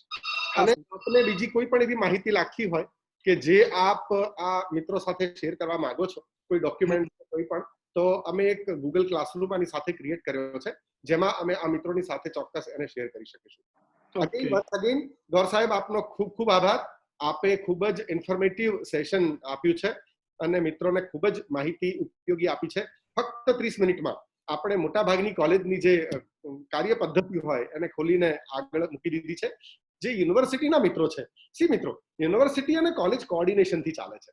એટલે યુનિવર્સિટીની કામગીરી અને કોલેજની કામગીરી બંને આપણા મિત્રો માટે ઉપયોગી છે અને આપણા પાર્ટિસિપન્ટ મિક્સ છે. કેટલાક યુનિવર્સિટીમાંથી છે, કેટલાક કોલેજીસમાંથી છે, કેટલાક ઇન્સ્ટિટ્યુશન્સમાંથી છે. તો આ તમામ પ્રકારની માહિતી આપણા બધા માટે ઉપયોગી છે, એટલે આપણે એને ઓપન માઇન્ડથી જરાક એને સમજવાનો, જાણવાની કોશિશ કરીએ. બહુ ખૂબ ખૂબ આભાર ગૌર સાહેબ from UGC HRDC Gujarat university અને પાર્ટિસિપન્ટ વતીથી આપનો ખૂબ ખૂબ આભાર. Thank you sir. આપનો પણ ખૂબ ખૂબ આભાર sir. It's a pleasure sir. હવે હું અહીંયા ઇન્વાઇટ કરી રહ્યો છું સંજય શાહ સાહેબને. સંજય શાહ સાહેબ પિલવાઈ કોલેજમાં પ્રિન્સિપાલ તરીકે કાર્યરત છે અને એમની જે કોલેજ છે એ પણ અગેન જ્યારે ગુજરાતની આપણે ટોપ 5-10 કોલેજીસ જેની પાસે A ગ્રેડ કે પ્લસ ગ્રેડ છે એને જોવા બેસીએ તો એમાંની એક સંસ્થા સંજય શાહ સાહેબની છે. ગૌર સાહેબની જેમ જ તમે કોઈ પણ સ્કીમની વાત કરો કે યુજીસી, MHRD અને રાજ્ય સરકાર, કેન્દ્ર સરકારની કેવા પ્રકારની સ્કીમો હોય છે તો એની ખૂબ જ બૃહદ જાણકારી. વહીવટની જ્યારે વાત કરીએ તો વહીવટમાં એકદમ કુશળ એવા સંજય શાહ સાહેબ, એટલે આપણે એમને ખાસ આજે અહીંયા આમંત્રણ આપ્યું છે અને આપણી વચ્ચે એ અહીંયા હાજર રહ્યા છે. તો સંજય શાહ સાહેબ સાથે આપણે હવે વાર્તાલાપ કરીશું અને એમની પાસેથી આપણે જાણવાની કોશિશ કરીશું કે આપણને વહીવટમાં, કોલેજના વહીવટમાં ખાસ કરીને કેવા પ્રકારની તૈયારી કરવાથી કે કેવા પ્રકારની કામગીરી કરવાથી આપણે આપણી સંસ્થાને વધારે સુદૃઢ બનાવી શકીએ. સાહેબ, યુજીસી HRDC તરફથી અને તમામ પાર્ટિસિપન્ટ્સ તરફથી આપનું સ્વાગત કરું છું. Over to you sir. નમસ્કાર સાહેબ. નમસ્કાર જગદીશભાઈ, અવાજ સંભળાય છે ને? યસ સર, સંભળાય છે, એકદમ ક્લિયર સંભળાય છે. જગદીશભાઈ, કાલે આપણી જોડે આપની સાથે વાત થઈ અને પછી ગોર સાહેબને અમારે કોઓર્ડિનેશન કરીને ચર્ચા કરવાની હતી, એટલે અમે રાત્રે ઘણા બધા મુદ્દાઓને શેર કરી અને વહેંચી પણ લીધા.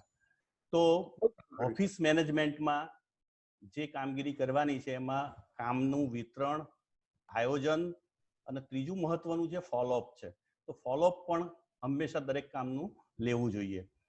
મિત્રો, સૌથી અગત્યની બાબત જે મારા ભાગે વહેંચવાની અમે નક્કી કરેલી છે એમાં છે નાણાકીય બાબતો. મિત્રો, નાણાકીય બાબત જે છે એ વહીવટનું સૌથી અગત્યનું પાસું છે.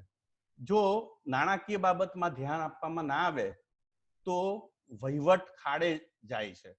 તો સૌથી પહેલી બાબત જે છે નાણાકીય બાબતમાં એ ખરીદી પ્રક્રિયાની છે. તો ખરીદી પ્રક્રિયાની ગોર સાહેબે જે વાત કરી કે કોઈ પણ કામગીરી માટે ચોક્કસ SOP હોવી જોઈએ, તો અહીં પણ ખરીદી પ્રક્રિયા માટેની પણ ચોક્કસ SOP છે. એના માટે દરેક કોલેજે એક પરચેસ કમિટીની રચના કરવી જોઈએ.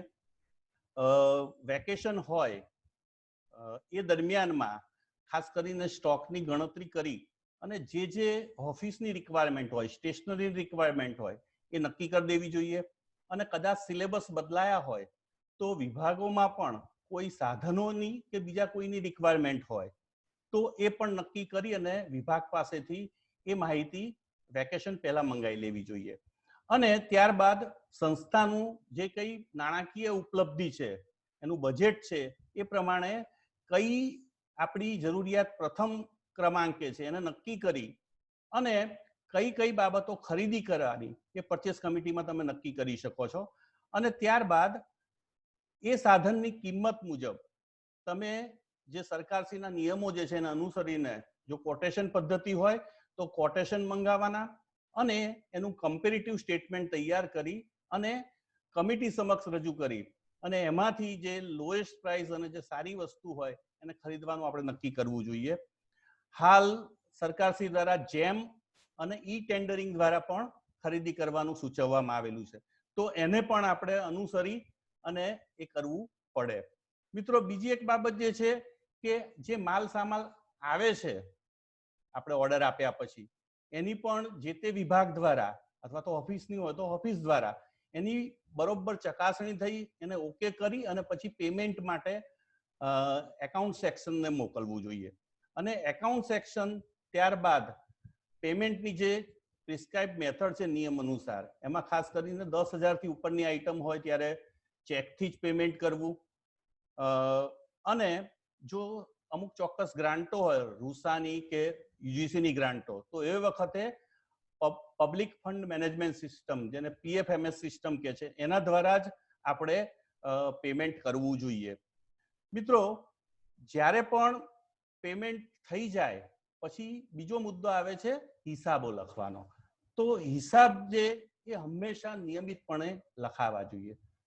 ગોર સાહેબે જે વાત કરી કે ઓફિસ મેનેજમેન્ટ સિસ્ટમ હોય તો રોજે રોજની કેટલી ફી ની આવક થઈ કેશથી, અને જો તમે ઓનલાઈન ફી સ્વીકારતા હોવ તો બેંકમાં કેટલી આવક થઈ, એનું રોજે રોજનો તાળો મેળવી અને ફીના પણ જે હેડ છે એની હેડ વાઇઝ નોંધણી રેગ્યુલરલી થવી જોઈએ. અને બધા જ હિસાબો જે છે અને રોજમેર જે છે એ રેગ્યુલર લખાવા જોઈએ. સિલક પણ જે છે એ મેળવવી પડે. અને આ બધા માટે જેવી રીતે વહીવટમાં ટેકનોલોજીનો ઉપયોગ કરીએ છીએ તો વહીવટ સરળ બને છે, એવી રીતે એકાઉન્ટ્સની અંદર પણ જો તમે ટેલી સોફ્ટવેરનો ઉપયોગ કરો તો હિસાબ જે છે એ વધુ સરળ બની જાય છે. તો મિત્રો, મોટે ભાગે એવું હોય છે કે ઓફિસ સ્ટાફ હોય છે એ થોડોક ટેકનોલોજીમાં, ખાસ કરીને કોમ્પ્યુટરથી શરૂઆતમાં, હવે કોમ્પ્યુટરથી ઘણા બધા ફ્રેન્ડલી બની ગયા છે, પણ ટેલી સોફ્ટવેર માટે પણ ઘણી ફરિયાદો ઘણા આચાર્યો દ્વારા મળે છે કે કર્મચારીઓ તૈયાર નથી થતા. પણ મિત્રો, મારા કર્મચારીને મેં 12 ટ્રેનિંગ લેવડાવી અને ટેલી સોફ્ટવેર માટે તૈયાર કર્યો, અને હાલ છેલ્લા 7-8 વર્ષથી અમારે ત્યાં તમામ જે એકાઉન્ટ્સ જે છે એ ટેલીમાં લખાય છે, અને એ બહુ જ સરળ સોફ્ટવેર છે એકાઉન્ટ્સ માટેનું. તો હું સૌને રેકમેન્ડ કરું છું કે દરેક કોલેજે ટેલીનો જ ઉપયોગ કરવો જોઈએ. અને અહીં ધ્યાન એ રાખવાનું છે કે ટેલીનું હંમેશા લાયસન્સ વર્ઝન જ ઉપયોગમાં લેવું જોઈએ, પાયરેટેડ ના લેવું જોઈએ, નહીતર ઘણી વખતે તકલીફ થતી હોય છે. બીજો મહત્વનો ફાયદો ટેલીનો એ છે કે કદાચ તમારા કોમ્પ્યુટરમાં કોઈ ડિફોલ્ટ આવ્યો તો પણ એ ઓનલાઈન સચવાઈ રહે છે તમારા રેકોર્ડ, અને પરિણામે ટેલી સોફ્ટવેરનો ઉપયોગ દરેક કોલેજે કરવો જોઈએ. મિત્રો, કોઈ પણ નાણાકીય વ્યવહાર થાય સંસ્થામાંથી ત્યારે વખતો વખત જે પેમેન્ટના નિયમો બદલાય છે એ મુજબ હાલ જે છે 10,000 થી વધારાનું પેમેન્ટ હોય એ આપણે કેશમાં કરી શકતા નથી. તો એ બાબતની પણ ધ્યાનમાં લેવું જોઈએ. આપણા આંતરિક ઓડિટર જે મેનેજમેન્ટ દ્વારા નિયુક્ત હોય એના દ્વારા હંમેશા વર્ષમાં 2 થી 3 વખત ઇન્ટરનલ ઓડિટ કરાવવું જોઈએ કે જેથી આપણી હિસાબ લખવાની પદ્ધતિઓની ખામીઓ વિશે આપણે સારી રીતે જાણકારી મેળવી શકાય. દર વર્ષે ઓડિટેડ હિસાબો જે છે એ ચેરિટી કમિશનરને અથવા તો સરકારને મોકલવાના હોય મોકલવા પડે. ગોર સાહેબે વાત કરી પ્રમાણે 17 જેટલા પત્રકો તૈયાર કરી અને એ પણ સરકારને સબમિટ કરવા જોઈએ, જેથી તમારા ગ્રાન્ટની જે સાયકલ છે સતત ચાલતી રહે, અને સાથે સાથે 2-3 વર્ષે જે સરકાર દ્વારા ઓડિટ થતું હોય છે એ પણ આપણે કરવું જોઈએ. મિત્રો, આપણા જે ઓડિટેડ હિસાબો જે છે, કારણ કે આપણી પબ્લિક ટ્રસ્ટ હોય છે મોટે ભાગે, તો આપણે પબ્લિક સાથે જવાબદાર છીએ, અને પરિણામે એ ઓડિટેડ હિસાબો પણ તમારા વાર્ષિક અહેવાલ અને વેબસાઇટ ઉપર પણ તમારે હંમેશા ટ્રાન્સપરન્સી માટે મૂકવા જોઈએ. મિત્રો, ગ્રાન્ટો જે છે એ જુદી જુદી કોલેજમાં આવતી હોય છે. પુષ્કળ CPની ગ્રાન્ટો છે કે અત્યારે રૂસાની ગ્રાન્ટો છે. તો એ દરેક ગ્રાન્ટના ચોક્કસ નિયમો હોય છે. તો આ નિયમોનું પાલન કરવું એ દરેક સંસ્થાની જવાબદારી છે. તો એવે વખતે દરેક ગ્રાન્ટ જે છે એ ચોક્કસ હેતુ માટે આવતી હોય છે. તેના દરેક હેડ જે છે એ નિયમો અનુસાર હેડ વાઇઝ જ ખર્ચ કરવો જોઈએ, અને જે તે ગ્રાન્ટના જે હિસાબો સબમિટ કરવાના નિયત પત્રકો છે, અને ખાસ કરીને જે ઓડિટેડ સ્ટેટમેન્ટ છે અથવા યુટિલાઇઝેશન સર્ટિફિકેટ છે એ પણ સરસ રીતે તૈયાર કરવા જોઈએ કે જેથી ગ્રાન્ટ જે છે તરત જ પાસ થાય અને નેક્સ્ટ ઇન્સ્ટોલમેન્ટ પણ ઝડપથી આવે. મિત્રો, આ બધા જ certificate, audited statement, utilization certificate એ આપણા CA જોડે સર્ટિફાઈ કરાવવા જોઈએ, અને એ જ હિસાબો જે છે એ ચોક્કસ ફોર્મેટની અંદર રૂસામાં એટલે કે KCGમાં અથવા તો UGCની અંદર તમારે જે તે જગ્યાએ રજૂ કરવા જોઈએ. મિત્રો, હમણાં જે વાત કરીએ કે નાણાકીય બાબતો સાથે આપણે જાણીએ છીએ કે 2 પ્રકારની મુખ્યત્વે ખરીદી આપણી કોલેજ લેવલે થતી હોય છે. એક છે નોન રિકરિંગ, કે જેનાથી એસેટ ઊભી થાય છે. કોઈ પણ વસ્તુ તમે સાધન ખરીદ્યું હોય, કોઈ બુક ખરીદી હોય, તો એ આપણી કોલેજની એસેટ છે. કોઈ ફર્નિચર ખરીદ્યું તેને હંમેશા ડેસ્કટોપમાં નોંધવું પડતું હોય છે. તો સાધન હોય કે ફર્નિચર હોય એને ડિપાર્ટમેન્ટલ ડેસ્કટોપમાં અવશ્ય નોંધવું જોઈએ. ઓફિસનું હોય તો ઓફિસના ડેસ્કટોપમાં નોંધવું જોઈએ. અને જો બુક્સ હોય તો એસેસન સર્ટિફિકેટ આપણે નંબર એને આપવામાં આવે છે, લાઇબ્રેરીમાં એ નોંધાય છે. અને હમણાં જ એક પ્રશ્ન પણ પૂછાયો અને ગોર સાહેબ એનો જવાબ આપ્યો કે ડેસ્ટોક જે છે એ આપણું એક અગત્યનું ડોક્યુમેન્ટ છે. એમાં કયા બિલ નંબરથી ક્યારે કઈ સાલમાં પરચેસ થયું એની કિંમત, બાયરનું નામ બધું જ અંદર અવેલેબલ હોય છે અને કઈ જગ્યાએ કયા ડિપાર્ટમેન્ટમાં છે એ સાથેની વિગત હોય છે. મિત્રો, કોઈ કારણસર સાધન બગડી ગયું છે કે ફર્નિચર તૂટી ગયું છે અને જો તમારે એને ડિસ્ટ્રોય કરવું હોય તો એની પણ એક ચોક્કસ પદ્ધતિ જે છે એ હંમેશા અનુસરવી જોઈએ. કારણ કે આ બધી જ જે પ્રોપર્ટી જે છે એના માલિક તરીકે એ આપણું ટ્રસ્ટ હોય છે. જ્યારે ગ્રાન્ટીનેડ સંસ્થા હોય ત્યારે અને સરકારી સંસ્થા હોય ત્યારે સરકાર હોય છે. ત્યારે યુજીસીની ગ્રાન્ટમાંથી કે અન્ય ગ્રાન્ટમાંથી કોઈ પણ વસ્તુ વસાઈ હોય તો એને નાશ કરવા માટે, એને ડેસ્ટોકમાંથી રદ કરવા માટે મંડળનો ઠરાવ કરવો અત્યંત આવશ્યક હોય છે. એ મંડળનો ઠરાવ કરવાનો, રદ કરવા, કયા કારણસર એને રદ કર્યું છે અને ત્યારબાદ ડેસ્ટોકમાં એની એ મંડળના ઠરાવની નોંધ સાથે તમારે એ રદ કરવું જોઈએ. એવી જ રીતે બુક્સ પણ જ્યારે તમે કોઈ ફાટી ગઈ હોય, ખોવાઈ ગઈ હોય અને રદ કરવા માંગતા હોવ તો પણ એ બુક્સનું લિસ્ટ સાથે મંડળનો ઠરાવ કરાવી અને એ ઠરાવની નોંધ સાથે ડેસ્ટોક જનરલ રજિસ્ટરમાં એની નોંધ કરવી અત્યંત આવશ્યક હોય છે. તો મિત્રો, આ જે છે નાણાકીય બાબતો અને ડેસ્ટોક સાથે સંકળાયેલી બાબતોની મેં વાત કરી. મિત્રો, હવે હું ખાસ કરીને બહારની એજન્સીઓ, આપણી કોલેજ જે છે એને જુદી જુદી, ધારો કે યુનિવર્સિટી સાથે કામ કરવાનું હોય છે, સરકાર સાથે કામ કરવાનું હોય છે, એણે યુજીસી, કેસીજી જેવી જે બોડી જે છે કે જે ગ્રાન્ટ આપતી હોય છે એની સાથે કામ કરવાનું હોય છે. આ ઉપરાંત MHRD સાથે AISHની જે ડેટા જે છે એની સાથે પણ કામ કરવાનું હોય છે. આજકાલ નેક એક્રિડેશન કરવાનું પણ ફરજિયાત છે, તો નેક સાથે પણ આપણે કામગીરી કરવી પડે છે. અને ખાસ અત્યારે આપણી તમામ પબ્લિક ટ્રસ્ટ જે છે એ RTI એક્ટ હેઠળ પણ છે, એટલે RTI બાબતોનું પણ આપણે કામગીરી કરવાની હોય. તો મિત્રો, યુનિવર્સિટી સાથે આપણે જ્યારે કામ કરીએ છીએ ત્યારે યુનિવર્સિટી સાથે મુખ્યત્વે જે કામગીરી છે એ સૌ પ્રથમ જોડાણની છે. મિત્રો, મોટાભાગની સંસ્થાઓ ઘણા બધા વિષયોમાં કાયમી જોડાણ ધરાવે છે. તો આ કાયમી જોડાણના સર્ટિફિકેટો જે છે એ આપણે ઘણી બધી જગ્યાએ રજૂ કરવા પડતા હોય છે. નેક એક્રેડિટેશન હોય કે બીજી કોઈ ગ્રાન્ટની માંગણી કરતા હોઈએ ત્યારે. તો આ બહુ અગત્યના ડોક્યુમેન્ટ છે આપણી સંસ્થા માટે. તો એને ગોર સાહેબે કીધું એમ સ્કેન કરી અને તમે સોફ્ટ કોપી તમારી સોફ્ટ ફાઇલમાં તો તમે ડોક્યુમેન્ટ મેનેજમેન્ટ સિસ્ટમમાં મૂકી જ શકો, પણ આવા અગત્યના ડોક્યુમેન્ટને ખાસ કરીને લેમિનેટ કરાવવા પણ એટલા જ જરૂરી છે. તો એ લેમિનેશનની કામગીરી પણ હંમેશા કરવી જોઈએ અને એને બહુ જ હાથ વગા રાખવા જોઈએ. મિત્રો, ઘણા બધા વિષયો સંસ્થાએ પાછળથી ચાલુ કર્યા હોય અને અત્યારના એને ચાલુ જોડાણ મળેલા હોય, તો આવા ચાલુ જોડાણની કામગીરી હંમેશા સંસ્થામાં દરેક વખત રહેતી હોય છે. તો મોટે ભાગે માર્ચમાં એની માટે અરજી કરવાની હોય છે.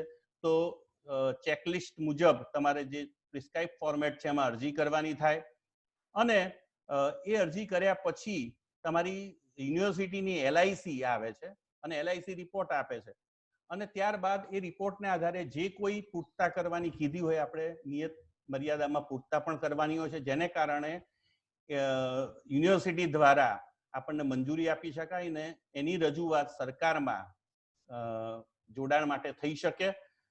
એટલે પહેલું જો છે જોડાણની બાબત છે. મિત્રો, ઘણી વખતે ડિવિઝનમાં વધઘટ માટે પણ આપણે યુનિવર્સિટી સાથે કાર્યવાહી કરવી પડતી હોય છે. ખાસ કરીને સંખ્યા વધી હોય અને ડિવિઝન વધારાનું માંગવું હોય તો એ અંગેની કામગીરી પણ એ જોડાણની કામગીરીમાં સામેલ કરી શકીએ.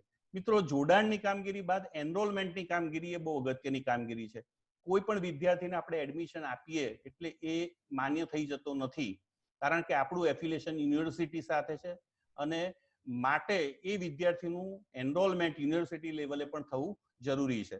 તો યુનિવર્સિટીના જે નિયમો જે છે એને અનુસાર આપણે એડમિશન આપવું જોઈએ. એમાં રિઝર્વેશન પોલિસી છે એને પૂરેપૂરી જાળવવી જોઈએ.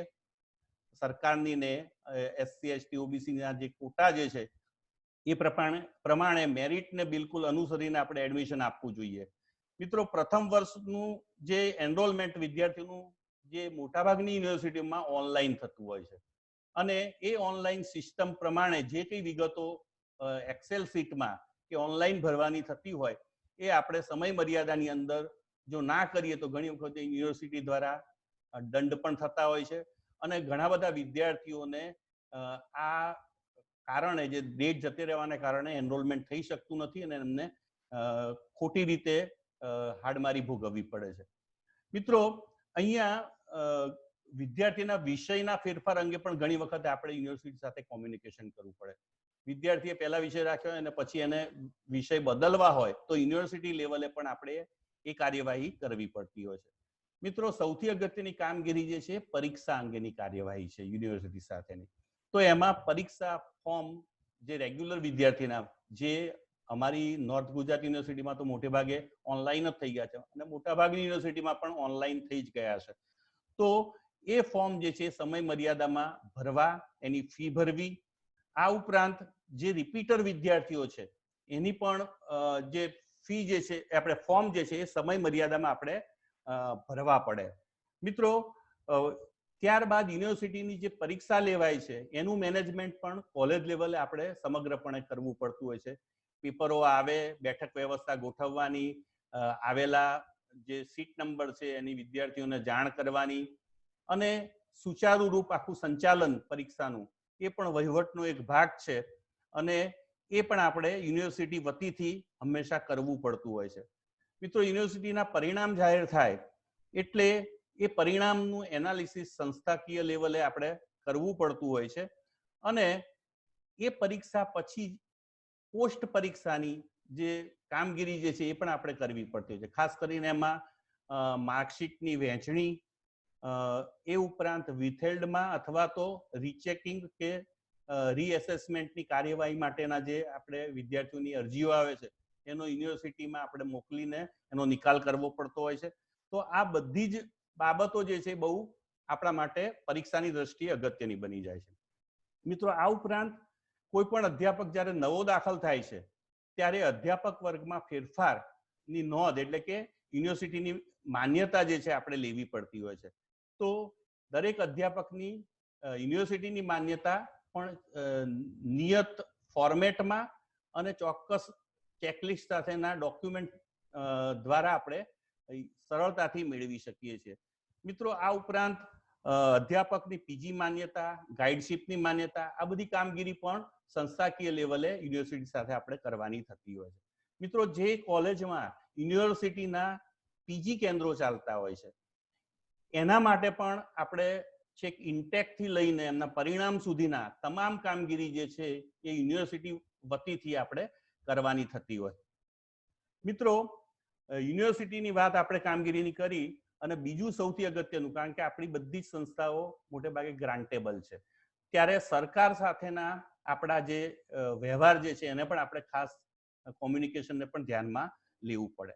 મિત્રો, ટીચિંગ સ્ટાફની ભરતી કરવી હોય તો સૌ પ્રથમ જેની પ્રોસિજર છે એમાં વર્કલોડ ગણી અને એનઓસી મેળવવા માટેની આપણે દરખાસ્ત કરવી પડતી હોય છે. સરકાર દ્વારા એનઓસી આપણને આપવામાં આવે તો સંસ્થાકીય લેવલે, અને હવે કદાચ સરકાર દ્વારા ઘણી બધી વખતે કેન્દ્રીકૃત ધોરણે પણ ભરતી કરવામાં આવે છે, તો એવા સંજોગોમાં એ આખી પ્રોસિજર જે છે ભરતીની એ બિલકુલ એમાં જે કમિટીની જે સિલેક્શન કમિટીની રચના જે છે એ યુજીસીના નોર્મ્સ પ્રમાણે હોય, આ બધી જ કામગીરી જે છે બિલકુલ ચોકસાઈપૂર્વક કરવી પડતી હોય છે. અને આ બધું કર્યા પછી જે અધ્યાપક જે છે એને હાજર કરવો, એની યુનિવર્સિટીમાંથી મંજૂરી મેળવવી અને પછી સરકાર દ્વારા ફરીથી વહીવટી મંજૂરી મેળવી અને એનો પગાર ચાલુ કરવામાં આવે. મિત્રો, હવે પેન્શનેબલ જોબ નથી આપણી અને પરિણામે ઈપીએફ નો નંબર પણ પછી તરત જ ચાલુ કરાવવો પડે છે. તો એના માટે પણ આપણે સરકાર સાથે કોમ્યુનિકેશન કરવું પડે છે. મિત્રો, રેગ્યુલર પગાર બિલ ગોર સાહેબે વાત કરી કે આપણે હંમેશા મોકલવું પડતું હોય છે અને એ પગાર બિલ બનાવવું એમાં ઘણી બધી બાબતો ધ્યાનમાં રાખવી પડતી હોય છે. પહેલા તો ઇન્ક્રીમેન્ટ જુદા જુદા મહિનામાં થતા હતા એટલે આપણે બહુ ચોકસાઈ રાખવી પડતી હતી, પણ હવે જુલાઈ મહિનામાં થતા હોવાથી ઓટોમેટિક આપણે બધાના ઇન્ક્રીમેન્ટ એક સામટા થાય છે એટલે એ પ્રશ્ન થોડોક હળવો થયો છે.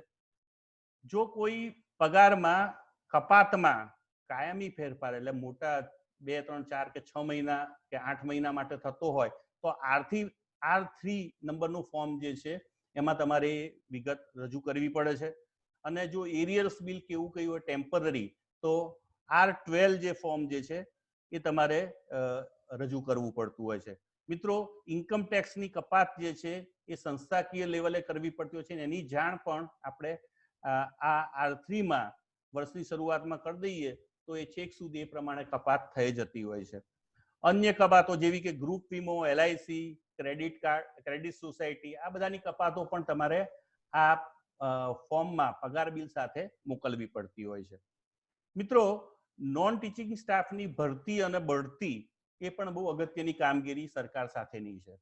ખાસ કરીને NOC મેળવવી, એની દરખાસ્ત તૈયાર કરીને મોકલવી, મહેકમ પ્રમાણે જે તમારી મંજૂર થયેલી પોસ્ટ હોય એની જે છે બઢતી અંગેની પહેલા કાર્યવાહી પૂરી કરીને જે જગ્યાઓ વધતી હોય એની NOC મેળવવાની થાય.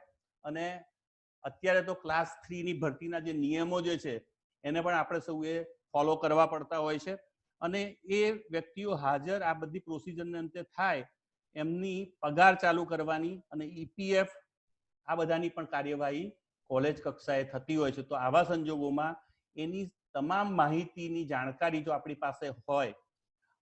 મિત્રો, એક વાત અહીંયા હું ખાસ કહું છું કે જ્યારે પણ કોઈ પણ કક્ષાએ યુનિવર્સિટી સાથેની કામગીરી હોય, સરકારશ્રી સાથેની હોય, UGC સાથેની હોય, તો દરેકના OC જે છે, આપણને એવી ટેવ છે, હું અમારી કોલેજમાં જ્યારે આચાર્ય તરીકે જોઈન્ટ થયો ત્યારે ઘણી બધી આગળની ફાઇલો શોધી ત્યારે આપણે જોઈએ તો માત્ર ફોરવર્ડિંગ લેટર જ હોય, એની સાથેના ડોક્યુમેન્ટ જોવા ના મળે. તો આપણે હંમેશા જ્યારે પણ OC બનાવીએ ત્યારે કમ્પ્લીટ જે મોકલ્યું હોય એવું જ રાખવું જોઈએ. ભલે થોડાક લેટર વધુ થાય, પણ આપણને બીજી વખત જ્યારે ફાઇલ જોઈએ એ કામગીરી માટે તો તરત જ શું જરૂર છે અને કેવા પ્રકારના ફોર્મેટ છે તરત તમને માહિતી મળી જાય. મિત્રો, ટીચિંગ સ્ટાફની ભરતી થયા પછી કેરિયર્સ એડવાન્સમેન્ટ સ્કીમ જે UGCની છે એ અનુસાર એમની બઢતી કે ઉચ્ચતર પગાર માટે આપણે હંમેશા કામગીરી કરવી પડતી હોય છે. તો ચેકલિસ્ટ મુજબ અને નિયમો મુજબ જે જરૂરિયાત હોય એના સાથેની દરખાસ્ત હંમેશા સરકારશ્રીને મોકલવી પડે. સર્વિસ બુકનું નિયમન જે છે એ પણ બહુ અગત્યનું પાસું છે. કારણ કે જ્યારે પણ આવી કોઈ પણ બઢતી માટે આપણે સર્વિસ બુક રજૂ કરીએ ત્યારે જો એ સંપૂર્ણપણે ભરાયેલી ના હોય તો ઘણી વખત પાછી આવે છે. અને હાલ આપણે 7મા પગાર પંચમાં જોઈ રહ્યા છીએ કે વેરિફિકેશન ના થવાને કારણે ઘણી બધી મુશ્કેલીઓ ઊભી થઈ છે. તો સર્વિસ બુકની જે વિગતો જે છે પૂર્ણપણે ભરેલી હોવી જોઈએ. રજાઓના કમ્પ્લીટ હિસાબ જે છે એમાં હોવા જોઈએ. રિફ્રેશર ઓરિએન્ટેશન કોર્સ કે બીજી જે કઈ CS ની રિક્વાયરમેન્ટ છે એની નોંધ અવશ્ય હોવી જોઈએ. ફિક્સેશન કર્યું હોય એના સિક્કા કે સ્ટીકર અને વેરિફિકેશન એ પણ એમાં સંપૂર્ણપણે હોવું જોઈએ. કોઈ કર્મચારીના મેમા કે બીજી કોઈ વિગતો હોય એની પણ નોંધ અવશ્ય સર્વિસ બુકમાં હોવી જોઈએ. મિત્રો, સૌથી અગત્યની કામગીરી સરકારશ્રી સાથે છે પેન્શન વિભાગ સાથે.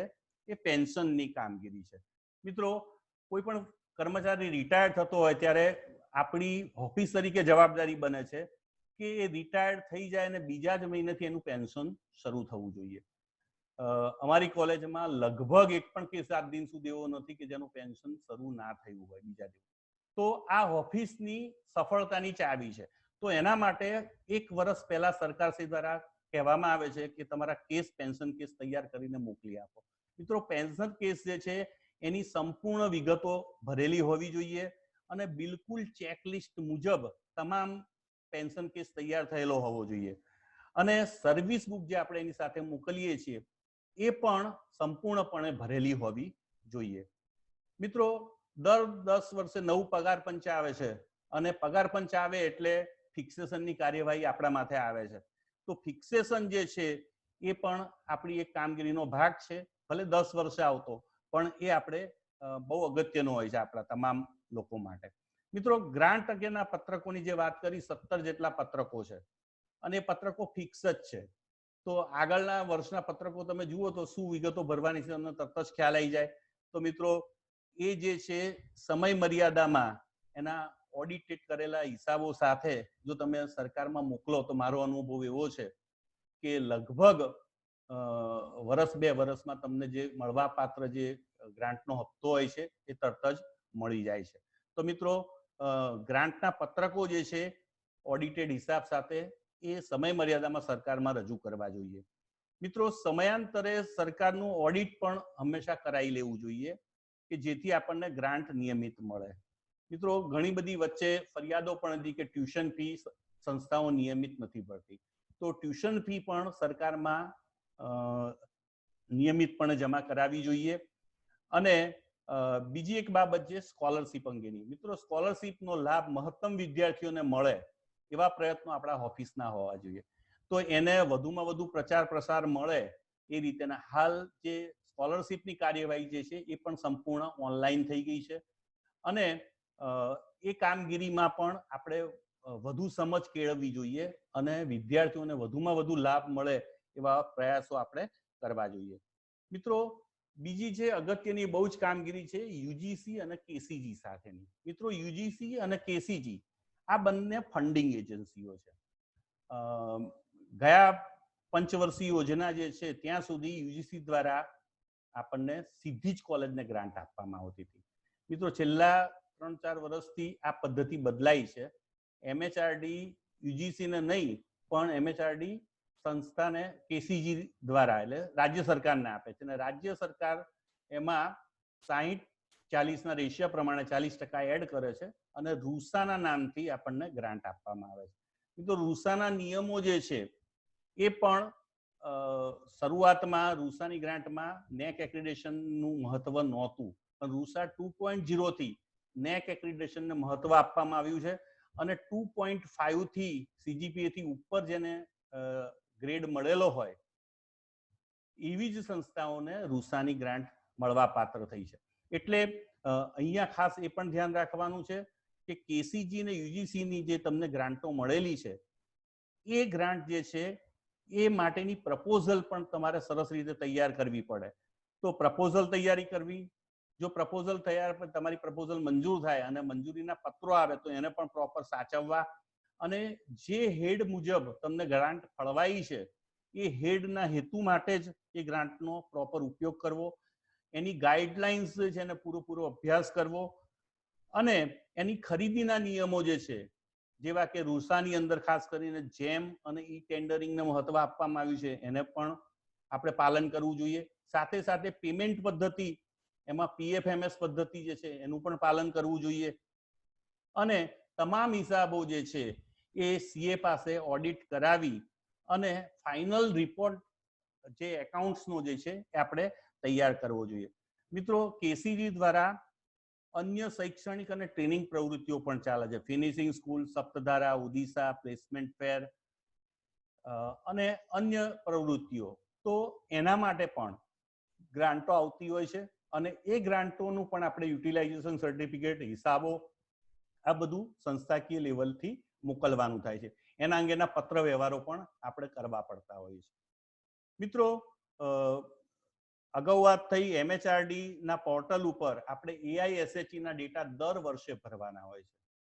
મિત્રો એઆઈએસએચઈ ના ડેટા હોય, નેકના ડેટા હોય, સરકારમાં જ્યારે વર્કલોડ ગણાય ત્યારે વિદ્યાર્થી સંખ્યાના ડેટા આપવામાં આવે કે યુનિવર્સિટીને આપવામાં આવે કે તમે નેશનલ રેન્કિંગમાં એનઆઈઆરએફમાં કે જીસર્ફની અંદર જાઓ ત્યારે પણ તમારે ડેટા આપવા પડે છે. તો ઘણી બધી કોલેજોમાં ઘણી વખત એવું માલુમ પડે છે કે બધી જગ્યાએ જુદા જુદા ડેટા થાય, વિદ્યાર્થી સંખ્યા દરેક જગ્યાએ બદલાય. તો આમ થવાનું કારણ એ છે કે આપણી સિસ્ટમ જે છે એ ઓનલાઈન આપણે જે મેનેજમેન્ટ સિસ્ટમ પ્રોપર નથી હોતી. એટલે સોફ્ટવેરનો જો ઉપયોગ કરવામાં આવે તો એક ક્લિક સાથે દરેક ડેટા તમને જે રિપોર્ટ તમારે જોઈએ જે સ્વરૂપે એ બધા જનરેટ તમે કરી શકતા હોવ છો.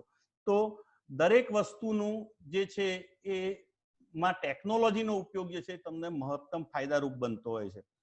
મિત્રો બીજું જે છે કામગીરી છેલ્લા કેટલાક વર્ષોથી આપણે થાય છે નેક એક્રેડિટેશનની. મિત્રો આ કામગીરી બહુ મોટી છે અને 5 વર્ષના ડેટા જે છે એ આપણે જુદા જુદા સ્વરૂપમાં રજૂ કરવામાં આવતા. 7 ક્રાઇટેરિયાને જુદા જુદા આધારે સંસ્થાઓના મૂલ્યાંકન થતું હોય છે, એની ટીમ આવતી હોય છે અને આપણે નેકથી સૌ પરિચિત છીએ. તો આ કામગીરી જે છે એમાં દર વર્ષે 5 વર્ષે આપણે એક્રિડિટેશન કરાવીએ છીએ. દર વર્ષે EQAR એનો એન્યુઅલ રિપોર્ટ જે છે આપણે સબમિટ કરવાનો હોય છે. IQAC ની રચના દર સાલ કરવાની હોય છે, એના મીટિંગો બોલાવવાની હોય છે, મીટિંગોનું જે છે મિનિટ્સ એની નોંધ રાખવાની હોય છે, અને ઘણી બધી એકેડેમિક અને ઇતર પ્રવૃત્તિઓ આ બધાના ડેટાનું પણ સંગ્રહણ કરવાનું હોય છે. તો આ બધા બાબતોની અંદર પણ સાહેબે ગોર સાહેબે કીધું એમ પોર્ટલનો ઉપયોગ અને ટેકનોલોજીનો ઉપયોગ જે છે આપણને વધુ હેલ્પફુલ થઈ શકે છે.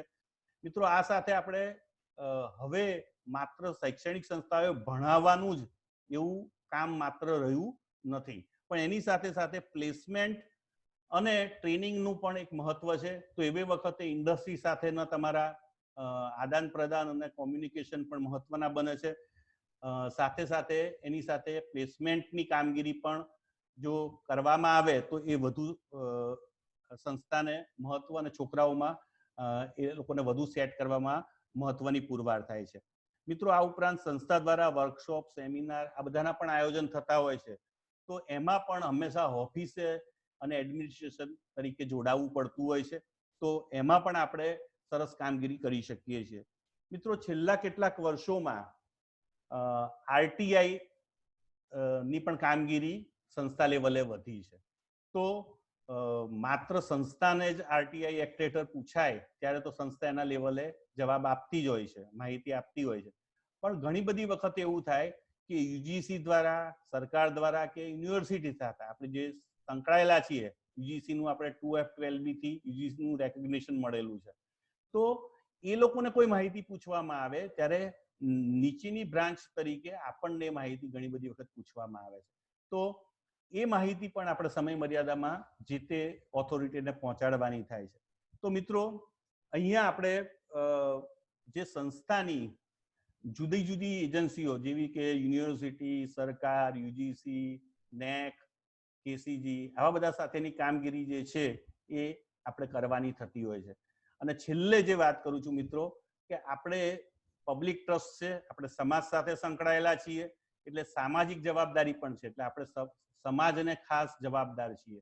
તો એવા સંજોગોમાં સમાજમાં આપણી ક્રેડિટ વધે, આપણા NSS, NCC યુનિટ દ્વારા જે પ્રવૃત્તિઓથી સમાજને વધુમાં વધુ ફાયદો થાય એવી પ્રવૃત્તિઓનું આયોજન જે છે એ પણ આપણા વહીવટનો ભાગ બને છે. અને એને વધુમાં વધુ આપણી સંસ્થાનું નામ જે છે વિસ્તારવા માટે સોશિયલ મીડિયાનો ઉપયોગ એ પણ અત્યારે વહીવટનો એક ભાગ બની ગયો છે. એટલે કે ફેસબુકનું હેન્ડલ કરવું, યુટ્યુબ ચેનલ તમારી હોય, જે વોટ્સએપ ગ્રુપ્સ છે વિદ્યાર્થીઓ સાથેના કોમ્યુનિકેશનના, એ પણ વહીવટનો ભાગ બને છે. હવે મિત્રો, નોટિસ બોર્ડ જોવા જે આપણા જૂના પ્રથા હતી એવા વિદ્યાર્થીઓ હવે નોટિસ બોર્ડ જોવા નથી આવતા, પણ એમને મેસેજ દ્વારા કે ફેસબુક દ્વારા કે એ બધા દ્વારા પણ તમે તમારી માહિતી પહોંચાડી શકો છો. ખાસ કરીને પરીક્ષાની બેઠક વ્યવસ્થા, ઇન્ટરનલ પરિણામો, આ બધું તમે તમારી વેબસાઇટ કે આવા ટેકનોલોજીના માધ્યમથી તમે એમના સુધી પહોંચાડી શકો છો. મિત્રો, ફરીથી આપ સૌને સરસ મળવાનું થયું આ બાને, અને મેં ને ગોર સાહેબે ભેગા મળી થોડીક કાલે ચર્ચા કરી હતી, અને શક્ય એટલો પ્રયત્ન કર્યો છે કે આ સમય મર્યાદામાં ઓફિસના મેનેજમેન્ટ, કોલેજના મેનેજમેન્ટ એની વાત અમે કરીએ. તો જગદીશભાઈ અને એમની ટીમને ખાસ એમનો આભાર કે આવી એક સરસ તક અમને આપી. નમસ્કાર. Thank you very much sir. આપે ખૂબ જ સુંદર વાત કરી, અને જે રીતે આપે ખૂબ જ સુંદર રીતે આ વાત કરી અને ખૂબ જ ઉપયોગી માહિતી અમારા મિત્રોને જે આપી છે, મને લાગે છે કે એ તમામ મિત્રો માટે ખૂબ જ ઉપયોગી થશે. અને કોલેજમાં ઘણા બધા જુદા જુદા પ્રકારની કામગીરી કરવાની થતી હોય છે, અને એ કામગીરી જે છે એમાં કેવી રીતે એનું પ્લાનિંગ કરવું, કઈ કામગીરીઓ મહત્વની, કઈ કામગીરીઓને કયા, એ વિશે ખૂબ જ વિશદ છણાવટ આપશ્રીએ કરી છે. સર, કેટલાક પ્રશ્નો અહીંયા મારી સામે છે, જેમાંથી જે પ્રશ્નો આપ અત્યારે લઈ શકો એ પ્રશ્નોને આપણે અહીંયા લઈએ, અને બાકી એવું કરી શકાય કે આપ એ પ્રશ્નોને અમે પાછળ એના વિશેની માહિતી મોકલી આપશો તો અમે ચોક્કસ એને લોકો સુધી પહોંચાડવાની કોશિશ કરીશું.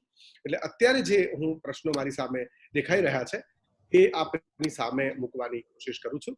તો એ પ્રશ્નો એવા છે કે પ્રથમ પ્રશ્ન ઇફ આઈ લુક એટ તો એવો છે કે રહ્યા છે અમારા સંસ્થાના જિગ્નેશ વડવાલા કરીને એક ભાઈ છે કે my side think about marksheet fraud I think online admission software. Okay, એમણે તો મને લાગે છે કે પ્રશ્નનો જવાબ આપ્યો છે, જે પ્રશ્ન કોઈકે કર્યો છે, અને એ પ્રશ્ન એવો હતો, I try to look at the question, જો મને એ મળી જાય તો. અહીંયા એક જ મિનિટ, હું એ પ્રશ્નને જોવાની કોશિશ કરું છું. એવો એક પ્રશ્ન હતો કે ધારો કે કોઈ વ્યક્તિની માર્કશીટ ફ્રોડ હોય, આપણે એને એડમિશન આપી દીધું કે આ માર્કશીટ ફ્રોડ છે તો શું કરવું જોઈએ કોલેજે? મિત્રો, જો ફ્રોડ થાય, માર્કશીટ હોય, જો તમે એવું પ્રૂવ કરી શકતા હોવ, વેરિફિકેશન એક તો કરાવવું પડે. જો ફ્રોડ જ પુરવાર થાય તો એનું એડમિશન બિલકુલ રદ કરી શકાય છે, અને રદ કરીને યુનિવર્સિટીને એની જાણ કરવાની કે ભાઈ આ સદર વિદ્યાર્થી જે છે એને તમારે આગળ ફોજદારી કાર્યવાહી પણ તમે કરી શકો, પણ એમાં આપણે પડવા જેવું નથી. પણ આપણે યુનિવર્સિટીને જાણ કરી અને એનું એનરોલમેન્ટ અવશ્ય રદ કરાવી શકીએ. હા, અને બીજો અહીંયા એક પ્રશ્ન છે કે આમ તો કોમેન્ટ આપી છે જિગ્નેશ વડવાળા ભાઈએ, એ લાગે છે બધા મિત્રોને વંચાતી હશે, કે સર્વિસ બુકમાં જે એન્ટ્રીઝ કરવામાં આવતી હોય છે એમાં સિગ્નેચર તમામની લેવી જોઈએ દર વર્ષે. એ મને લાગે છે કે સરાહનીય વાત છે, બહુ સાચી વાત છે. બીજો એક પ્રશ્ન છે કે if any student is સબમિટિંગ fraud marksheet, હમણાં મેં આપને પ્રશ્ન પૂછી લીધો, અને એમાં શું કરવું જોઈએ. ખાસ કરીને એમણે NIOS ની વાત કરી છે કે NIOS માં ઘણી બધી વાર આવી ફ્રોડ માર્કશીટ આવતી હોય છે. તો આપે એનો સુંદર જવાબ આપ્યો છે, મને લાગે છે કે એમાં વિશેષ કહેવાનું રહેતું નથી. બીજો એક પ્રશ્ન છે કે અમારી સંસ્થા સુરત ખાતે આવેલી છે, ગ્રેજ્યુએટનો પ્રોગ્રામ ચાલે છે, પોસ્ટ ગ્રેજ્યુએટ લેવલના કોર્સ અમે યુનિવર્સિટી પાસેથી માંગીએ છીએ, પણ યુનિવર્સિટી મંજૂરી નથી આપતી. તો આવો કોઈ કોર્સ એ લોકો ચલાવી શકે, અથવા યુનિવર્સિટી પોતાની પાસે જ રાખે? તો એવા સંજોગોમાં કોલેજે કોર્સ ચલાવવો હોય તો કોઈ એવું માર્ગદર્શન અવેલેબલ છે કે કેમ? મિત્રો, કોઈ પણ કોલેજ જે છે યુનિવર્સિટી એફિલિએટેડ હોય છે, અને એણે યુનિવર્સિટીના નોર્મ્સને પાલન કરીને જ કામ કરવું પડતું હોય છે. એટલે જો યુનિવર્સિટી છૂટ આપે કોઈ સંસ્થાને ચલાવવાની તો જ એ ચલાવી શકે છે, અધરવાઇઝ એ ચલાવી શકતી નથી. એટલે યુનિવર્સિટીના નોર્મ્સમાં ફેરફાર થાય તો યુનિવર્સિટી પરમિશન આપે તો જ તમે ચલાવી શકો છો, બાકી તમે ચલાવી શકતા નથી, કારણ કે તમારું એફિલિએશન યુનિવર્સિટી સાથે છે, અને you have to follow the rules and regulation of university. Very true sir. બીજો એક પ્રશ્ન એવો છે કે સેલ્ફ ફાઇનાન્સ કોલેજને કોઈ પ્રકારની ગ્રાન્ટ મળી શકતી હોય છે કે કેમ? મિત્રો, ખાસ કરીને જે યુજીસી અને રૂસાની જે ગ્રાન્ટો છે, સરકારી ગ્રાન્ટો, એમાં યુજીસીનું 2F12B જે જોડાણ જે છે એ અગત્યનું છે. એટલે એની શરતોમાં પહેલી જ વાત હોય છે કે 2F12B હોવું જોઈએ. અને હાલ રૂસાની અંદર નેક એક્રિડેશનની પણ શરત છે. તો એ શરતો જે છે, એટલે ખાસ કરીને જે કોઈ સ્કીમ કે ગ્રાન્ટની ગાઈડલાઈન બહાર પડે તો એમાં જે એલિજિબિલિટી છે સંસ્થાની એ ખાસ વાંચવી પડે, અને એમાં તમે લાયક હોવ તો જ એ મળી શકે. એટલે સેલ્ફ ફાઇનાન્સ માટે આ બધી સંસ્થાઓ માટે આ ગ્રાન્ટો ઉપલબ્ધ નથી, ખાસ કરીને રૂસાની ને યુજીસી. બહુ સાચી વાત છે. સેલ્ફ ફાઇનાન્સ માટે કેટલી ગ્રાન્ટ ઉપલબ્ધ હોય છે, અને એમાં સેલ્ફ ફાઇનાન્સ કોલેજોએ પહેલું કામ એવું કરવું જોઈએ, હું ખાસ આપને કહીશ મિત્રો, કે 2F મેળવવાની કોશિશ કરી લેવી જોઈએ. 12B સર્ટિફિકેશન જે છે તમામ સેલ્ફ ફાઇનાન્સને નથી મળી શકતું, કેટલાક સ્ટેજ પછી મળી પણ શકે, પણ 2F સર્ટિફિકેટ જે છે એ ચોક્કસ મળી શકતું હોય છે, અને એનાથી આપને ઘણો બધો ફાયદો થઈ શકે. સર, અહીંયા હું મિત્રોની કેટલીક કોમેન્ટ્સ આપને કહેવા માંગુ છું ચેટ બોક્સમાં જે લોકોએ કહી છે. તો ડોક્ટર CN કાનાબાર કહે છે કે ખૂબ ખૂબ થેન્ક યુ, ખૂબ જ ઇન્ફોર્મેટિવ સેશન રહ્યું છે. એવી જ રીતે ઘણા બધા મિત્રો હું જોતો જઉં છું કે જીજાભાઈ અને ઘણા બધા પાટીલ સાહેબ છે, they all are saying good information, ખૂબ જ રસપ્રદ માહિતી આપી છે. ખૂબ જ આભાર આપનો શાહ સાહેબ. એવી મોટા ભાગની કોમેન્ટ્સ મને અહીંયા જોવા મળી રહી છે. Great informative session, good information, very good informative session, સરસ Sanjay sir, smart and administrative innovative information by doctor Sanjay sir, good session, thank you Gaur sir and Sanjay sir. આવી ઘણી બધી વાત અહીંયા કરવામાં આવી છે. આની માહિતી દરેક કર્મચારીના ઓડિયો વિડીયો દ્વારા આપશો તો એ ખૂબ ગમશે અમને. મિત્રો, અમે ચોક્કસ એવો પ્રયત્ન કરીશું કે આ માહિતી એમના સુધી ઓડિયો વિડીયોથી પહોંચાડવામાં આવે, આપણે એવો ચોક્કસ પ્રયત્ન કરીશું. Lot of useful important information, wider aspect એવી વાત કરી છે. બહુ સાચી વાત છે. આપણે અત્યારે આ પ્રથમવાર આવો પ્રયાસ ઓનલાઈન આખા ગુજરાત માટે જ્યારે કરી રહ્યા છીએ અને ભારતભરમાં જ્યારે આવો પ્રયાસ પહેલીવાર થઈ રહ્યો છે, જે માટે આપણે ઘણી બધી કોમ્પ્લિમેન્ટ્સ મળી રહી છે. તો મિત્રો આપણે આને બહુ ઓપન અને જનરલ કાઇન્ડ ઓફ કોર્સ રાખ્યો છે.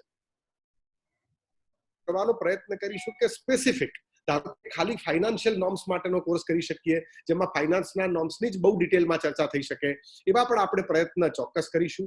રિક્રુટમેન્ટના નિયમો વિશે જે ચર્ચા કરી એના માટે આપને અભિનંદન આપ્યા છે. માર્કશીટની હમણાં વાત થઈ, એની પણ હમણાં ઘણા બધા મિત્રોએ એની ચર્ચા કરી છે. મિત્રો, સૌથી વધારે ઇમ્પોર્ટન્ટ વાત એ છે, મને એનો આનંદ થાય છે કે અહીંયા ચેટબોક્સમાં ઘણા બધા મિત્રો વિવિધ પ્રકારની ચર્ચા કરી રહ્યા છે, અને જે ચર્ચા કરી રહ્યા છે એમાં ધારો કે હું નામ લઈને વાત કરું એકાદ બે મિત્રોની, તો જેવી રીતે અહીંયા જિગ્નેશ વડવાલાભાઈ છે અને બીજા પણ ઘણા બધા મિત્રો છે, કાનાબાર સાહેબ છે, એ લોકો ઘણા બધા મિત્રોના જે પ્રશ્નો છે એનો જવાબ એ લોકો પણ આપી રહ્યા છે. એટલે એમની જે ઓપિનિયન છે, એમની જે કોમેન્ટ છે, એ પણ આપી રહ્યા છે. ખરેખર સૌથી વધારે ઇમ્પોર્ટન્ટ બાબત એ છે કે એક નેટવર્કિંગ ઊભું થાય.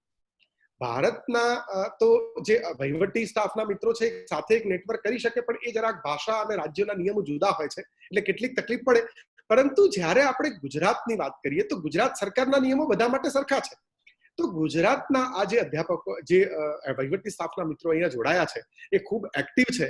એકદમ આ કોઈ પણ જાતનો આ કોર્સ ફરજિયાત નથી કે આ જેટલા મિત્રો જોડાયા છે પોતાની સ્વેચ્છાએ, વોલેન્ટરીલી અને કંઈક શીખવું છે એવા ભાવથી જોડાયા છે. તો આવા મિત્રોની મને લાગે છે કે એક નેટવર્ક બનવું જોઈએ. આપ જે અહીંયા ચર્ચા કરો છો એ ખૂબ ફ્રૂટફુલ રહેશે, અને આવા નેટવર્કથી આપ એકબીજાને ઘણા બધા ઉપયોગી થઈ શકશો. મને ખબર છે કે મારી યુનિવર્સિટીમાં અને બીજી ઘણી બધી યુનિવર્સિટીમાં એટલા બધા વહીવટી કુશળ જ્ઞાનવાળા વહીવટી સ્ટાફના મિત્રો છે કે જે મિત્રો એકબીજાને પૂરક થઈ શકે. એટલે માની લો કે એક બાબતનું જ્ઞાન એક પાસે બહુ સારું છે, બીજી બાબતનું જ્ઞાન બીજા પાસે બહુ સારું છે, તો આને ભેગું કરીને આપણે આપણી સંસ્થાઓને વધારે સારી કરી શકીએ.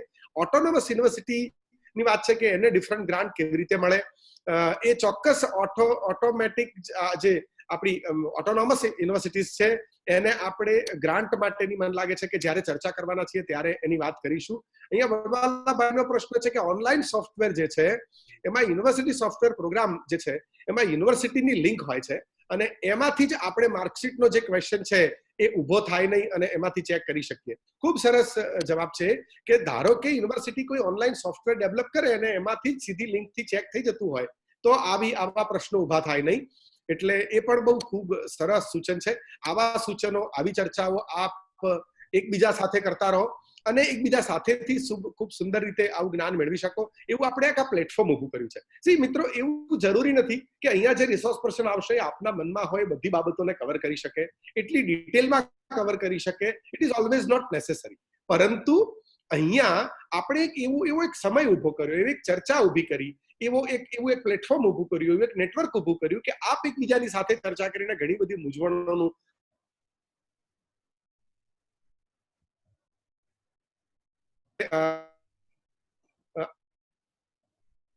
સાહેબનો આભાર માનવાનો.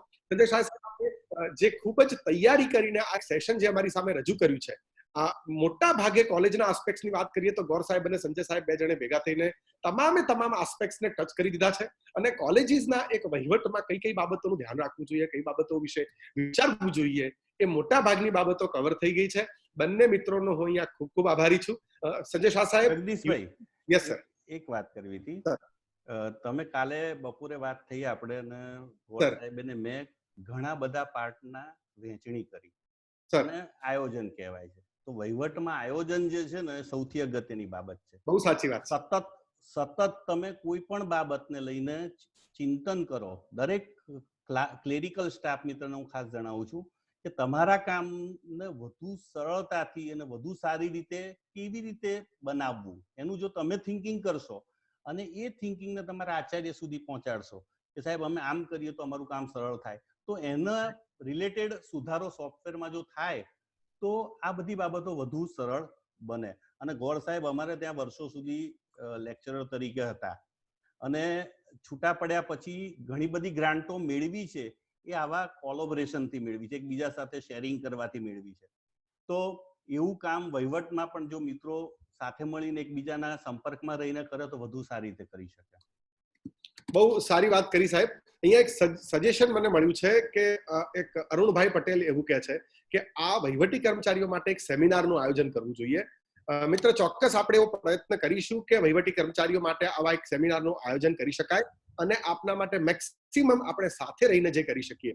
મૂળ વાત છે આપણી સંસ્થાઓને પારદર્શી બનાવવાની, આપણી સંસ્થાઓને વધારે સુગમ બનાવવાની, સરળ બનાવવાની અને જે પણ વહીવટી પ્રકારના હિત છે, મુશ્કેલીઓ છે એને સાથે મળીને ઉકેલવાની. મને લાગે છે કે આવા કાર્યક્રમો, આવા ડાયલોગ આપણે મળીને ચર્ચા કરીએ એનાથી આપણે એકબીજાની મુશ્કેલીઓને સમજી શકીશું અને એના ઉકેલ માટે ચોક્કસ પ્રયત્ન કરી શકીશું. Let's come back again to doctor Sanjay Shah saheb. UGC development centre તરફથી અને તમામ પાર્ટિસિપન્ટ તરફથી સંજય શાહ સાહેબ આપનો હું ખૂબ ખૂબ આભારી છું. Thank you very much. નમસ્કાર. તો આપણે અહીંયા આ કાર્યક્રમને પૂરો કરીએ છીએ. મિત્રો, ફરીથી એકવાર આપ સર્વે માટે સૂચના એટલે જસ્ટ આપને રિમાઇન્ડ કરાવું છું. તમારો જે ઈમેલ આપને આવે છે એમાં 10 વાગ્યાનો ટાઈમ લખ્યો હોય છે, પરંતુ આપણો કાર્યક્રમ એક્ઝેક્ટ 11:30 વાગે શરૂ થવાનો છે. કેટલીક ટેકનિકલ બાબતો માટે અમારે થોડાક વહેલા કનેક્ટ થવું પડતું હોય છે, જેથી કરીને અમે એ ટેકનિકલ બાબતોની ચર્ચા આપ સર્વે મિત્રોએ જોડાવવું જોઈએ અને